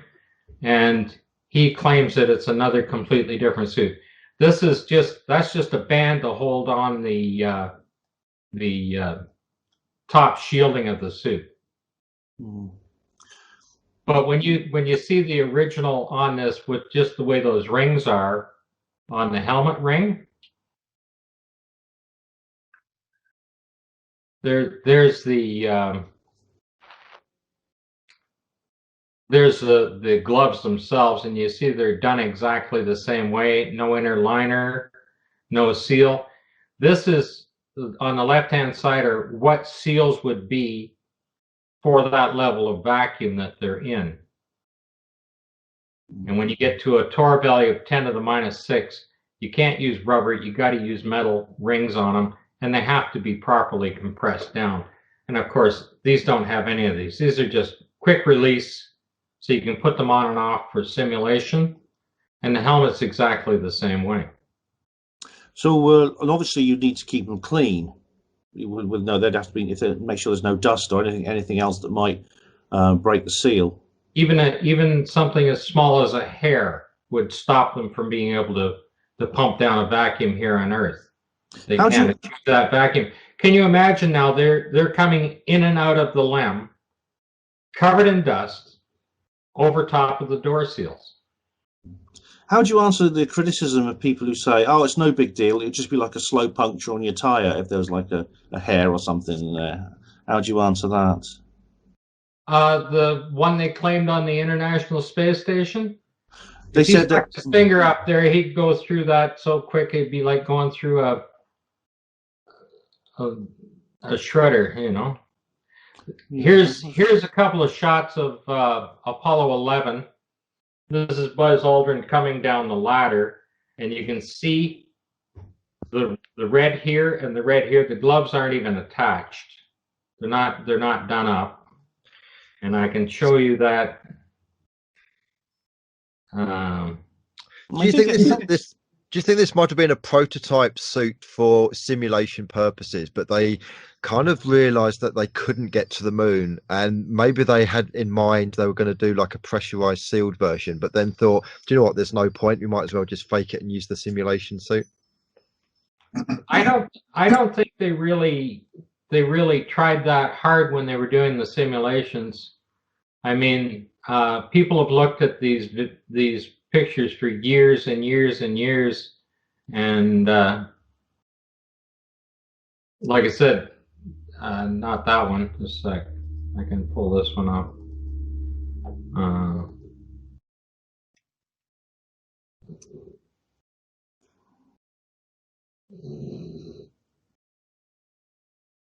you notice that there is a lot they got covered with this dust as well. So yeah, it was all over their bodies. Like here's Smith, and he's just absolutely covered in mud here on the left, and then they've actually washed it off to take the next shot. Just 2 frames later. There was a very good series of films. It's literally covered in mud. Could they argue that's just a shadow? You can argue that all you want. There's Cernan. There's a sleeve right there on Cernan from Apollo 17. You can see it, nice shiny mud right on there, like that. Like I said, they're spending a whole lot of money just so they can keep alive 2 guys playing in the mud with a wet flag. Is it? I mean, like the Apollo believers say that this is basically simply static cling that caused this. However, there was a very good series of films that have actually been removed from YouTube that claim that this was actually from the studio. They actually mixed the ground material with its very sort of low-grade ground material with oil, so that it didn't move about in the atmosphere, in the air too much, and that is actually why it stuck to the suits. Do you think that's likely? And those videos have been removed from YouTube; they're just gone. I know that. Like I'm looking at sheer water here because there's rainwater everywhere. If you look at how the gloves are done up, that ring is sitting there, and this other one's this far up, and that's the distance between them. They would not covering it. Yeah, I mean, even the slowest puncture in the world would have been disastrous in a spacesuit, because basically the spacesuit basically covers the body. There's actually very little, in terms of actual loose air, there's not much there. It's That's just right. basically the interior of the helmet, mostly. These they didn't even bother to do up. This is Buzz Aldrin. This is the man on the moon shot, the most famous shot in the world, right? And his glove isn't done up. I think that's just the outermost layer of the thing. There was supposed to be the pressure stuff and the pressure bladder part of the glove, and the over part is like There's the glove right there. The thermodynamic. Yeah, well, there's supposed to be a ring underneath that where it clips into. That's the red ring. Part. That's the red ring, and that's where it connects up there. And that's one spot, and there's the other spot. There's 3 inches space there between them. So you say that, like, underneath? Sorry, Jarrah. I was just saying. I think I can't point to the screen here because that's obviously it's not my thing. Are you able to move your mouse where I'm talking about? Yeah. Where would you like to see it? Well, the glove on the bottom there, on the bottom of the picture on the left there, I think that has the flap rolled up, so you can see the ring. One? I believe that's yeah. That's the one on the bottom there has it. Yeah. If you see, it looks to me like it's got that flap rolled up, so you can see the connecting part of the ring, and I believe that would be folded back down like the one on top there. I think that's why it looks loose. Well, when you look at the other picture, that ring is in there, and the other ring is all the way up there. Like this ring is right there. You can see the black.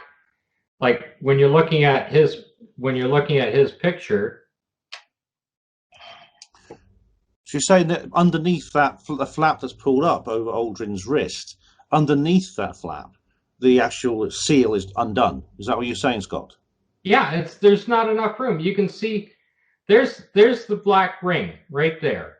Okay. Black band. Then there's that. Okay? That's how far down it is into the glove to get the other ring is there. So the rings are this far apart.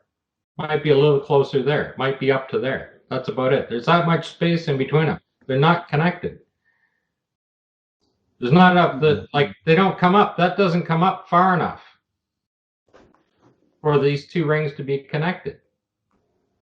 Because that red ring you can see it right there. You can see it along the line of it, and that's the black band. And the other ring is down here, and it doesn't pull up. All right. Is it all right if I ask another question, which is going back slightly to what Scott said, and I think Marcus might be able to jump in on this as well. You mentioned the PLIS, the PLSS, the Personal Life Support System. It consists. Is there an oxygen tank and just a cooling system and heating and things like that? There's a few liters of water which is pumped around to cool the astronauts, and we're told that it is sublimated out, and you get the decompression of water removing the heat. But you never see any clouds of steam or clouds of ice crystals which would occur on the lunar surface if it was doing that. You would also need the ambient temperature is very high, what kind of heat sink? You'd have to go and stand in the shade every so often for a certain amount of time. And there are a lot of people who use scuba equipment who would dearly love to have a tank that they could use for 8 hours underwater, which is what we're told happened on Apollo 17. They were out on the EVA for 8 hours without replenishing any of the equipment they were carrying on the back, like no water. You can do the calculation. I think Ralph Rene did the calculation in his book. How much water would you need to remove the predicted amount of heat that would be generated on the lunar surface? Okay, he calculated about something like 20 kilograms of water. I did a demonstration in one of my videos. Is there anything else, Marcus? Would you like to add anything to the? Yes, I'd just like to go back to something you mentioned earlier. You made a reference to a film indicating that how it was all done. Do you mean Capricorn 1? No. Okay. I'm talking about it's the film that's been removed from YouTube. Well, part of it. Scintillation. Yeah. It's the Is that the film. one? It's the film that's called Make Believe That's it. and Mirrors. That's it. Okay. Now that has been removed. Well, I can't find it online. No, It's go on. 2 hours 44 minutes. And one of the problems with it is that you can't hear the narration, because the narrator says at the beginning that he doesn't want anybody to recognize who he is, which is fair enough. The point is that that film, you can find it if you know where to look. It's been archived on Owlus, the Owlus website, and it's also on the website that accompanies this book, Man on the Moon, Fact or Fiction. It's a new book just published a couple of months ago by Trevor Weaver. What he's done, 500 pages, we're talking a lot of information, and as his reference, he uses YouTube films. Several of Jarrah's are on there. Some of Scott's work is on there. A couple of mine are on there. There's about 900 hours of YouTube film, and I believe Scott's watched it all. The point is that one of the chapters in that book refers to the film Smoke and Mirrors, Make Believe, Smoke and Mirrors.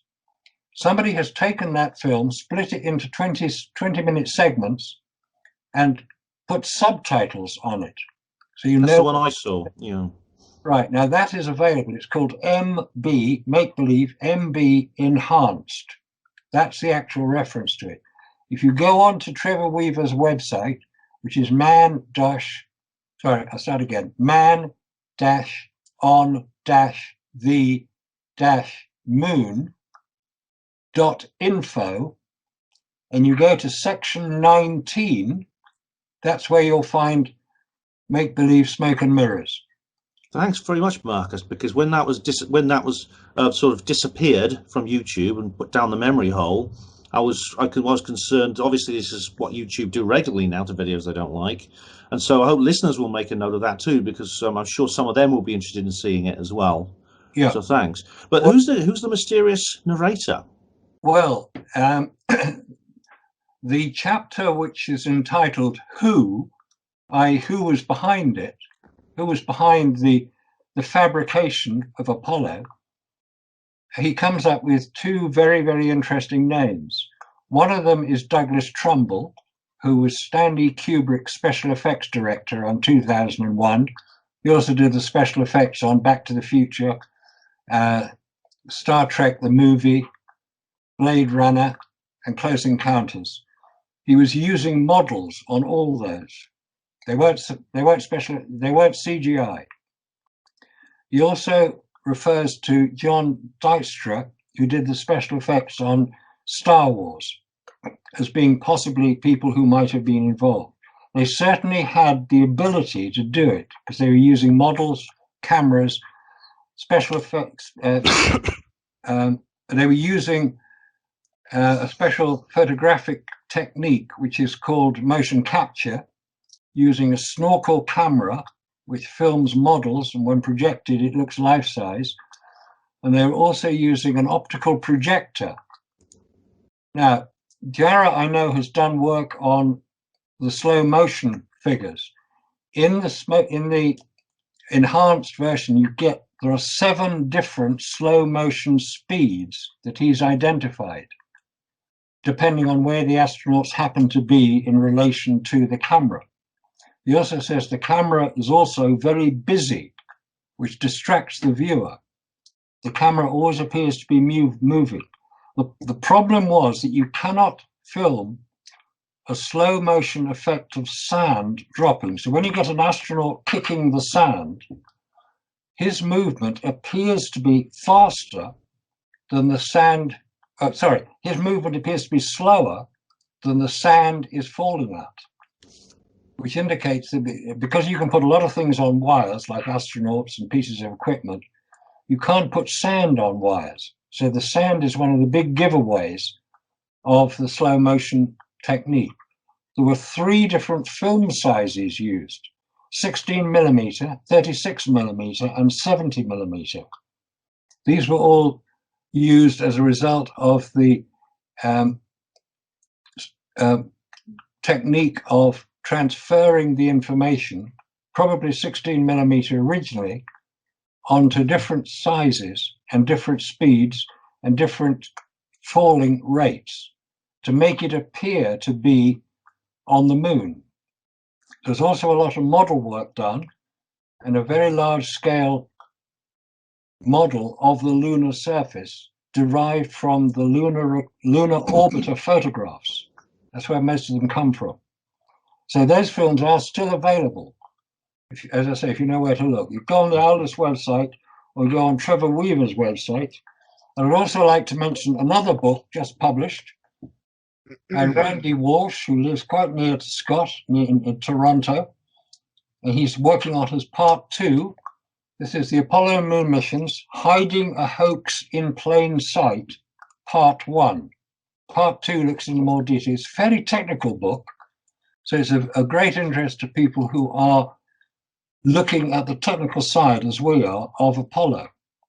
And Randy has done a great job in collating the information, putting it together, and publishing it in a fairly easily assimilated format.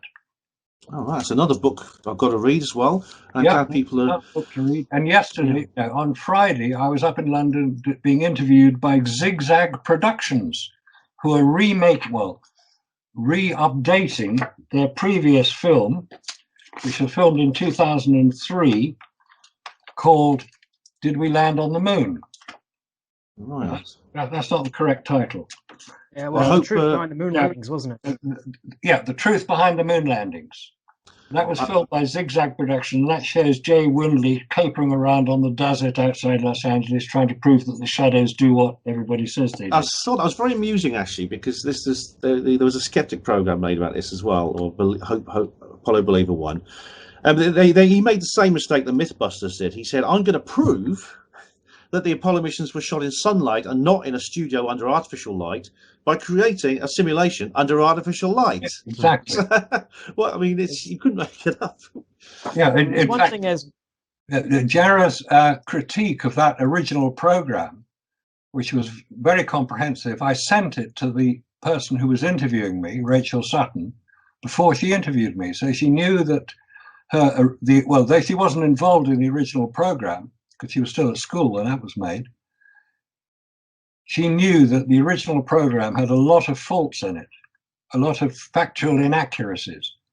And specifically the idea of trying to demonstrate that the moon landings were shot under artificial light somewhere here on Earth was rather comprehensively demonstrated, because that's exactly what they did.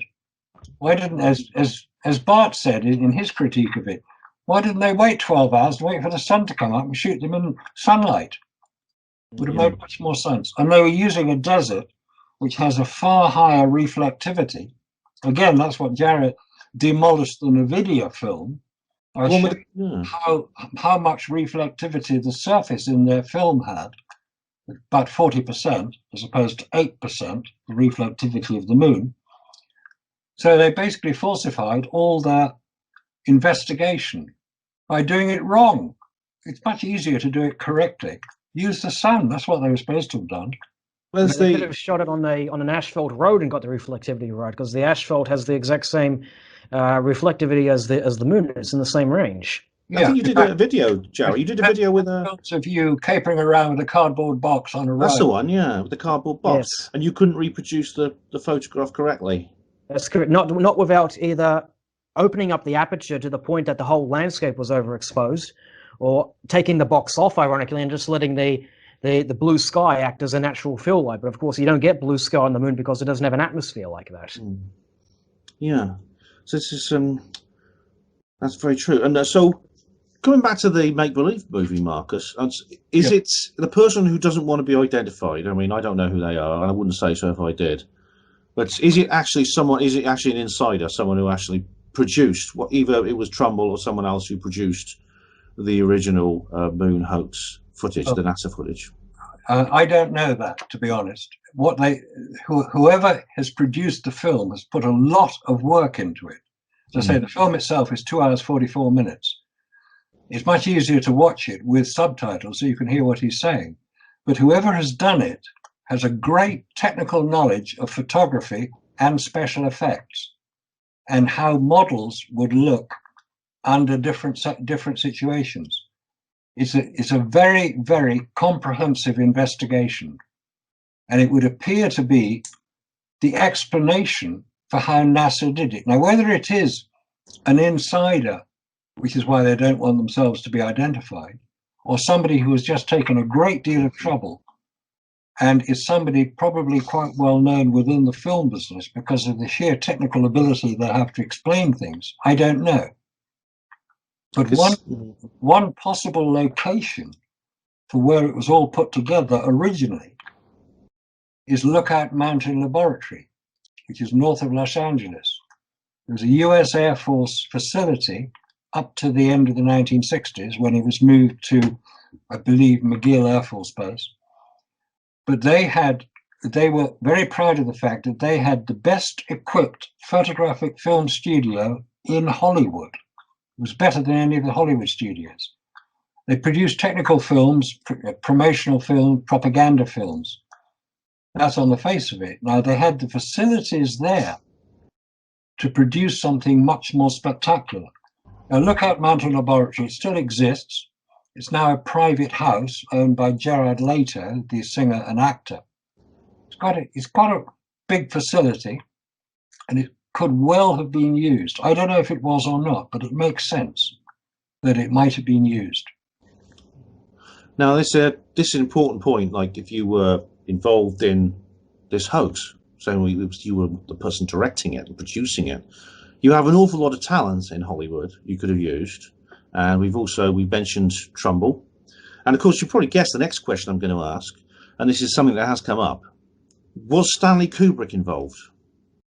Only in that he gave his name to a now well-known artifact, the Kubrick horizontal, which is the line which appears in virtually every Apollo lunar photograph of the division between the rather poorly defined background mountains and the well-defined foreground area where the astronauts were capering about. I don't know if Kubrick was involved. The evidence doesn't point to the fact that he was, because he was working at the time on completing 2001: A Space Odyssey, which was released in 1968. Whether he was blackmailed into it, as some people claim, but bear in mind he refused to fly because he was terrified of flying. So if he did work on it, he would have done it at Boreham Wood Studios. And I don't think that there are too many people who would work at Boreham Wood Studio who could have seen something like that happening, wouldn't have mentioned it or referred to it. So no, I don't think that Kubrick himself was directly involved. No, I've always doubted Kubrick's direct involvement. Partly, it was the kind of man he was, and Vivian Kubrick, his daughter, has spoken about this a lot. It was his friendship with Andrei Tarkovsky, the Russian filmmaker. It was the fact that he was anti-establishment in many ways. But the fact is, his behaviour, for example, is some of his eccentricities, not travelling. He hardly left his home. His home was very close to Boreham Wood. And he hardly left that area. The furthest he travelled in the last 3 decades of his life was to Beachley Peninsula Army Base to film part of Full Metal Jacket. And that's in Gloucestershire, on the Welsh border. That's about as far as he went. So that's very, you say he wouldn't fly. I mean, he wouldn't, he could have got on a ship and travelled to the United States, where obviously he had lots of family living. So that's odd behaviour for the man, very odd indeed. If I can just interject, Neil. A book that I've been reading over the past few months where, I can see if I can screen share it. There's possible, I wouldn't say definite, but possible suggestions. See if I can share this. This is Carl's book, Carl James. No, it's not that. Let's see if I can start sharing. Bear with me a second. Let me know if you can see this. But it was Alphabet and Moon. And in the book, the David Bryant is the author, I believe. He's an astronomer in the UK. He also used to be a helicopter pilot, but he's actually also a bit of a Apollo fan, if you like. And he's gone round various events where some of the astronauts have been appearing. And he noted that they all had slightly different stories and experiences of going to the moon. Some could hear sounds when they were going down in the lunar module. Others said it was very, very quiet and things like that.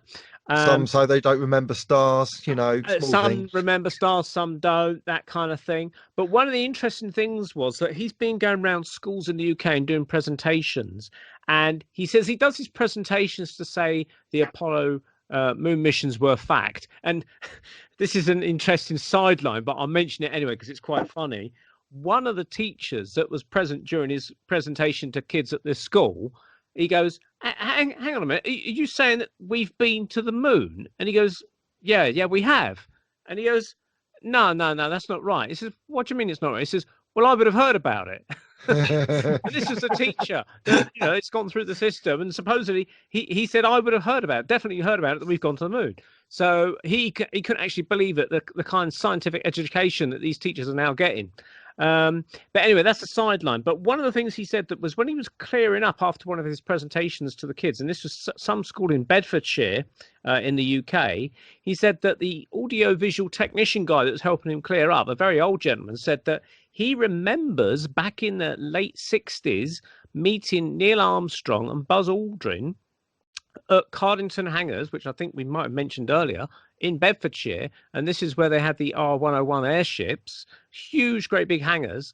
And they had a complete Apollo moon set there, including lunar module in the Cardington Hangar Halls in Bedfordshire in the UK in 1969, where he said he met Armstrong and Buzz Aldrin. And he said it was all hush hush, but because he worked there at the time, he met them. So that line kind of could account for maybe some connection with the Kubrick story about saying, well, he couldn't fly to the US because he was scared of flying or something like that. But, you know, the Apollo astronauts maybe came to the UK to do it. I don't know, but it was just an interesting thing that I thought I'd mention. Does he remember exactly when in 1969 this was? Or does he just know the year? I just remember the year being quoted in the book, but I'll try and call up the pages and edit them over. The shots here for people to because, you know, those two hangars, these huge hangars which were used to construct airships in the early 20th century, they're the biggest indoor spaces in Britain. Yeah, and if you wanted to set up a film set, indeed films have been made there. The Batman movie was made. One of the Star Wars, the new Star Wars trilogy was made there. It would be a place to go, especially if Kubrick was coerced in some way into getting involved. It's interesting, incidentally, if you read Vivian Kubrick, what she actually said about her father, because she when this first came out, she made a tweet which was included an open letter essentially to the people like us, the Apollo hoax people. When it said, what she says is that she defends her father. She said that Stanley Kubrick would never ever have been involved in something like this. He wouldn't have dreamed of doing it. It would be against his principles. What's interesting about what she says is, at no point does she actually say the moon landings were real and we are crazy, stupid, evil people for disbelieving in it. All she says is that her dad wasn't involved. And that's a very, very, it's not what she says, it's what she omits, which I find most interesting about her statement. Yeah, interesting. You can see these hangars from the M1 motorway. So anyone that's going up the M1 motorway through Bedfordshire, they would see them on the right-hand side if they're heading north, or see them on the south side. On the left-hand side if they're heading south from Bedfordshire. But yeah, they're huge hangars, and this guy reckons that he saw a whole moon set there in the late 60s when he was working there in his younger years. So I just thought I'd throw that in there. Thanks very much. Okay, we've got about 10 minutes left now. Is Marcus gone? No. All right. We've got about 10 minutes left, gentlemen, and then we're going to have to call it a night. But is there anything else anyone would like to say? So, Scott, do you have any last things you'd like to say in this juncture? Unmute, Scott. Unmute your mic. There I am. Yeah, you can hear you, mate, now. We got you. Back on. Yeah, well, like as far as the 50th anniversary coming up, I know that NASA is spending one pile of money to promote this thing, and they have people like Phil Plait running around to schools and promoting it that way. And those type of things I find rather disturbing, because I don't want my children or my grandchildren, okay, to be brought up in a world where reality isn't really there. They should learn the truth. Okay, they should learn exactly what we're capable of as a species. Okay, and one of the things it takes away from is like it's fine to have the imagination. It's fine to promote space. It's fine to promote science and technology and stuff like that. But the reality is we got to look after this planet. Okay, and to think the fact that we can do all these wonderful things in space, just everybody thinks that, oh, if we mess something up on the planet, we can fix that too. But the fact of the matter is we haven't been able to fix anything. All we've done is destroy this planet at an alarming rate. Okay, our mining industry, lumber industry, everything else, okay, even our farming, right, is taking away from our fishing, and we're destroying everything at such an alarming rate. We really can't fix it, and we need to pay more attention to it. Okay, and when you have people saying, oh gee, we'll just terraform a new planet and move there, right, it makes us feel that we're invincible as a species, that we will survive without it. We need this planet, and we need to pay more attention and to look after it. Okay, that's absolutely true. Yeah. And that is one of the biggest deterrents that I see with all of the technology. I mean, it's nice to have the dream, but where is the reality? That is one of the things I'm looking at. Where is the line? What can we do and what can't we do? And the more I look into it, the less we can do. That's a sad fact. Yeah, I mean, so really what you're saying, Scott, and I agree, is that what happens out there in terms of what our space exploration stories and how real they are and how fake they are has instant and very serious ramifications for the well-being of life on Earth, including human life. And that's absolutely true. Thanks very much for that. And Marcus, what would you like to say before we close? I'll just say that I've shown the 2 new books that have just been published. There's another very, very good DVD called American Moon, produced by Massimo Mazzucco, who's Italian, worked in America for many years. It's 3.5 hours long. It's very comprehensive. It's very professional. It's certainly worth a look. It's available on Amazon or on Massimo's website. Just put in American Moon Massimo and you'll get his website. You can order it from there. It's an excellent film. It's as good and an updated version of What Happened on the Moon, the David Percy, Mary Bennett production of 20 years ago, which started much of this. But one of the things that Massimo does in his video is show the Apollo photographs to professional photographers, mainly Italian. These are people who photograph for Vogue, for the Pirelli calendar. They're serious photographers. And he says, tell me about these photographs. And they say, well, you can see the fill lights, can't you? You can see where the flash was used. Said, how do you manage to get these pictures to balance out with the directly illuminated surface and the shadow details? You can only do that, he says, with lights. Did they take them? No, they didn't take any lights to the moon. Well, they were taken here on Earth then, weren't they? Anyway, that's worth checking out. Do you guys think that Definitely. we will ever get to the moon? If there's ever a possibility of doing it? Yes. I think go ahead, Marcus. No, I'd say that there is a possibility once we've overcome the radiation problem, which could be solved. I think the new technology is coming close to it, but also with a different propulsion system. These chemical rockets, no matter how powerful they appear to be, are extremely dangerous things. They don't always work as well as we're told they do. If we can unscramble some of the secret facilities where the anti-gravity drives are being developed, where the 0-point energy work is being done, we may be able to get to the moon much more easily and get back again. Don't forget, we need to come back as well. Yeah, that's I know that Andrew Johnson, who often speaks at the HAAWK and Paranormal Group, he's said an awful lot about this, and it's absolutely true. And with such craft, we essentially be set free, because these things don't need to carry all that fuel around, which you were talking about earlier on this big rocket. That's Marcus, thanks very much. And I hope to be talking to you again soon, because Marcus and I are going to be working on our own project in the run up to July. Because again, this, as I said, this is a opportunity for us. I think this particular time of this anniversary. So Jarrah, is there anything you'd like to say before we close?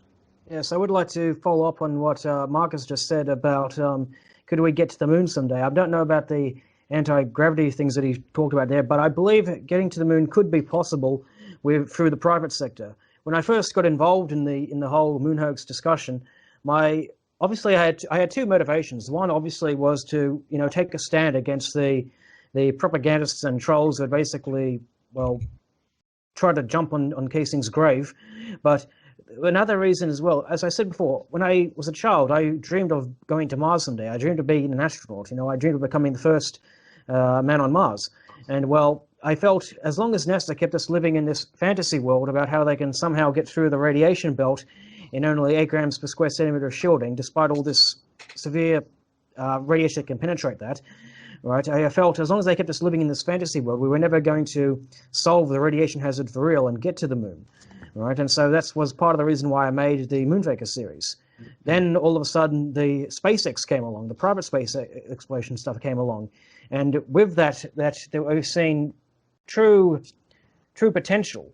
The BFR rocket, I don't know about the spacecraft that Elon Musk is proposing to build, but the actual launch vehicle that he's proposing, that could easily lift the radiation shelter module that would be required to protect the astronauts from the Van Allen radiation belts, from the solar flares. The shelter alone would be about 100 kilograms, 100 tons, sorry. And that could easily be lifted with the rockets that they're proposing to build. Alternatively, you could launch over the cones of escape. That's what Van Allen called them, where the radiation belt actually stops over the poles. If you could put your space capsule into a polar orbit and launch down the magnetotail, that theoretically you could get down to the moon, without any issue from the solar flares, because you've got the natural protection of the magnetic field surrounding you. And obviously you'd want to get off the moon before it leaves that tail.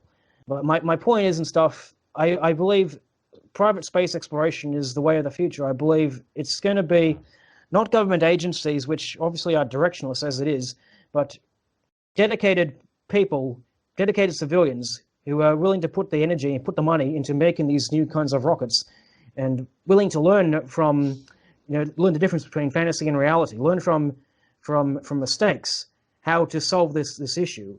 That is what I believe is going to take us to the moon back eventually. That's great. Well, that's really interesting, Jarrah, because on the day we're recording this, we actually have SpaceX actually have got an astronaut up on the International Space Station right now. So they have a crewed version. Yeah. They have a crewed Dragon version. They don't have an actual astronaut aboard. It's just right, okay.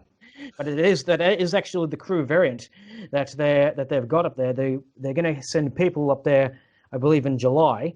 And I believe one of my proposals is, if you have a Dragon that's docked with a habitat module, say maybe the Bigelow Aerospace inflatable one that they've got, and a second module with the shield, theoretically, if their BFR rocket proves feasible, you could easily lift that and send astronauts to the moon and Mars, and you're good as gold, because you've got a shelter with you. Good point. Right. Well, write to Elon and let us know what he says, because if he takes you up on your proposal, you might end up being the first man on Mars. Have to wait and see. I hope so. Who knows? It might still happen. It might still happen. I've actually emailed him a lot, and I will say one last thing.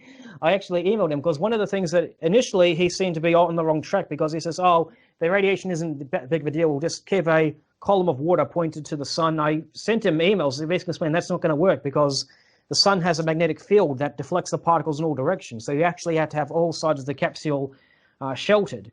Obviously, everyone came crashing down on him like a ton of bricks after he first unveiled his interplanetary transport system. He later revised it to say, okay, we have a shelter mod. We have what's called a solar flare, a solar storm shelter. He hasn't gone into detail of what it consists of yet. I believe it's either going to be probably going to be shielded by the actual fuel tanks. I don't know yet. He hasn't unveiled those details. But recently, he stated in an interview, He said in the interview, actually, so it was a press conference, he says, I initially thought that the solar flares were directional, but no, I learned that you need to have all sides shielded. He didn't say who taught him that, but I sent him several emails about it. Yeah. He says, oh, by the way, Jarrah White from Australia, I've had an interesting correspondence from him, yeah. All right, well, thanks, Jarrah. And Andy and Neil, our esteemed hosts, would you like to say anything before we close? Neil? It's been interesting. It's obviously great to have Jarrah and Bart Sibrel join us, two of the very well-known ones in the Apollo hoax conspiracy movement, if that's what you want to call it. So it's been great to have these very esteemed gentlemen on board as well. It certainly gives a lot of extra dimension to our discussions and things like that. So yeah, thanks very much for joining us, Jarrah, and to Bart earlier on. And I would say, yeah, thanks guys for coming on. I think this is one of these things where it could just go on and on and on and on, but that's kind of what makes it interesting. It'd be really interesting to actually have a decent Apollo believer on as well, not one of our previous guests who went off on a tangent and had quite a go at us for various things, thinking of ganging up on him, because it's not about ganging up on believers and slamming them. It's about finding the truth, and I think you guys are all interested in basically the truth with a capital T. And if we've been lied to, we need to know that we've been lied to. And if the public at large believe that we went to the moon and in fact we didn't, then they have a right to know that. And I've challenged quite a few believers that I know who do come from scientific backgrounds, and it is difficult getting them on the show because I don't know. They seem to be in their own little bubble of this is how it is. They kind of treat it in a way. It's almost like, well, of course he went to the moon. Of course, it's not even worth debating. And you know, I think they really should start questioning their own reality and what they've been told, based on the absolute avalanche of information that we've been talking about for the past 2 hours. Absolutely, yeah. Well, if there's anyone out there, if you're listening to this or watching, someone who's willing not to ignore us or call us names, but to take the third option and debate with us, you'll be very welcome. It's been a brilliant show. I think this has probably been the biggest meeting of Apollo detective minds ever. I mean, with all the big names have been. What we needed was David Percy and Mary Bennett, and we'd have the full house. So it's been really... We needed Bill Casing and Ralph Renee as well, but unfortunately they're no longer with us. Yeah. Rest in peace, those guys. They are the pioneers who inspired us all. And as I've said before, this is March now. It's March 2019. We're approaching the 50th anniversary of the big landing, supposed big landing. And this is a time when I think there's going to be a lot of black propaganda thrown out into the media. Expect to see a couple of films come out and documentaries about how the moon landings were real, possibly with some very, very subtle digs at us and attempts to perhaps a bit of disinformation, very sort of tacit disinformation in there without being too obvious.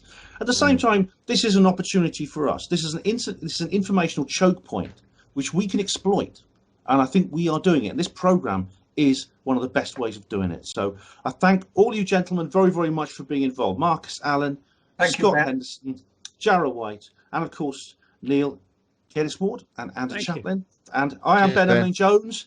I'm Ben Emily Jones of Hospital Porters Against the New World Order. Thank you very much, everybody, for watching. Good evening. I'll just give a quick shout out to the crew at Deep Thoughts Radio, and they're also on Facebook as well because they're very inspirational, good guys to chat to. And I know that they'll be listening to this at some point. So hello to everyone on Deep Thoughts Radio. Thank you. And hello to the CIA and NSA as well. Hi guys. Hope you enjoy it. Get a proper job, guys. Hang on a second. Thanks. Thanks, Jarrah. Bye-bye. Take care, Ben. Shout out to the Vita fandom as well. They just continued this guy. And shout out to those two people too. Thanks for joining us. No worries. That's great. Bye-bye.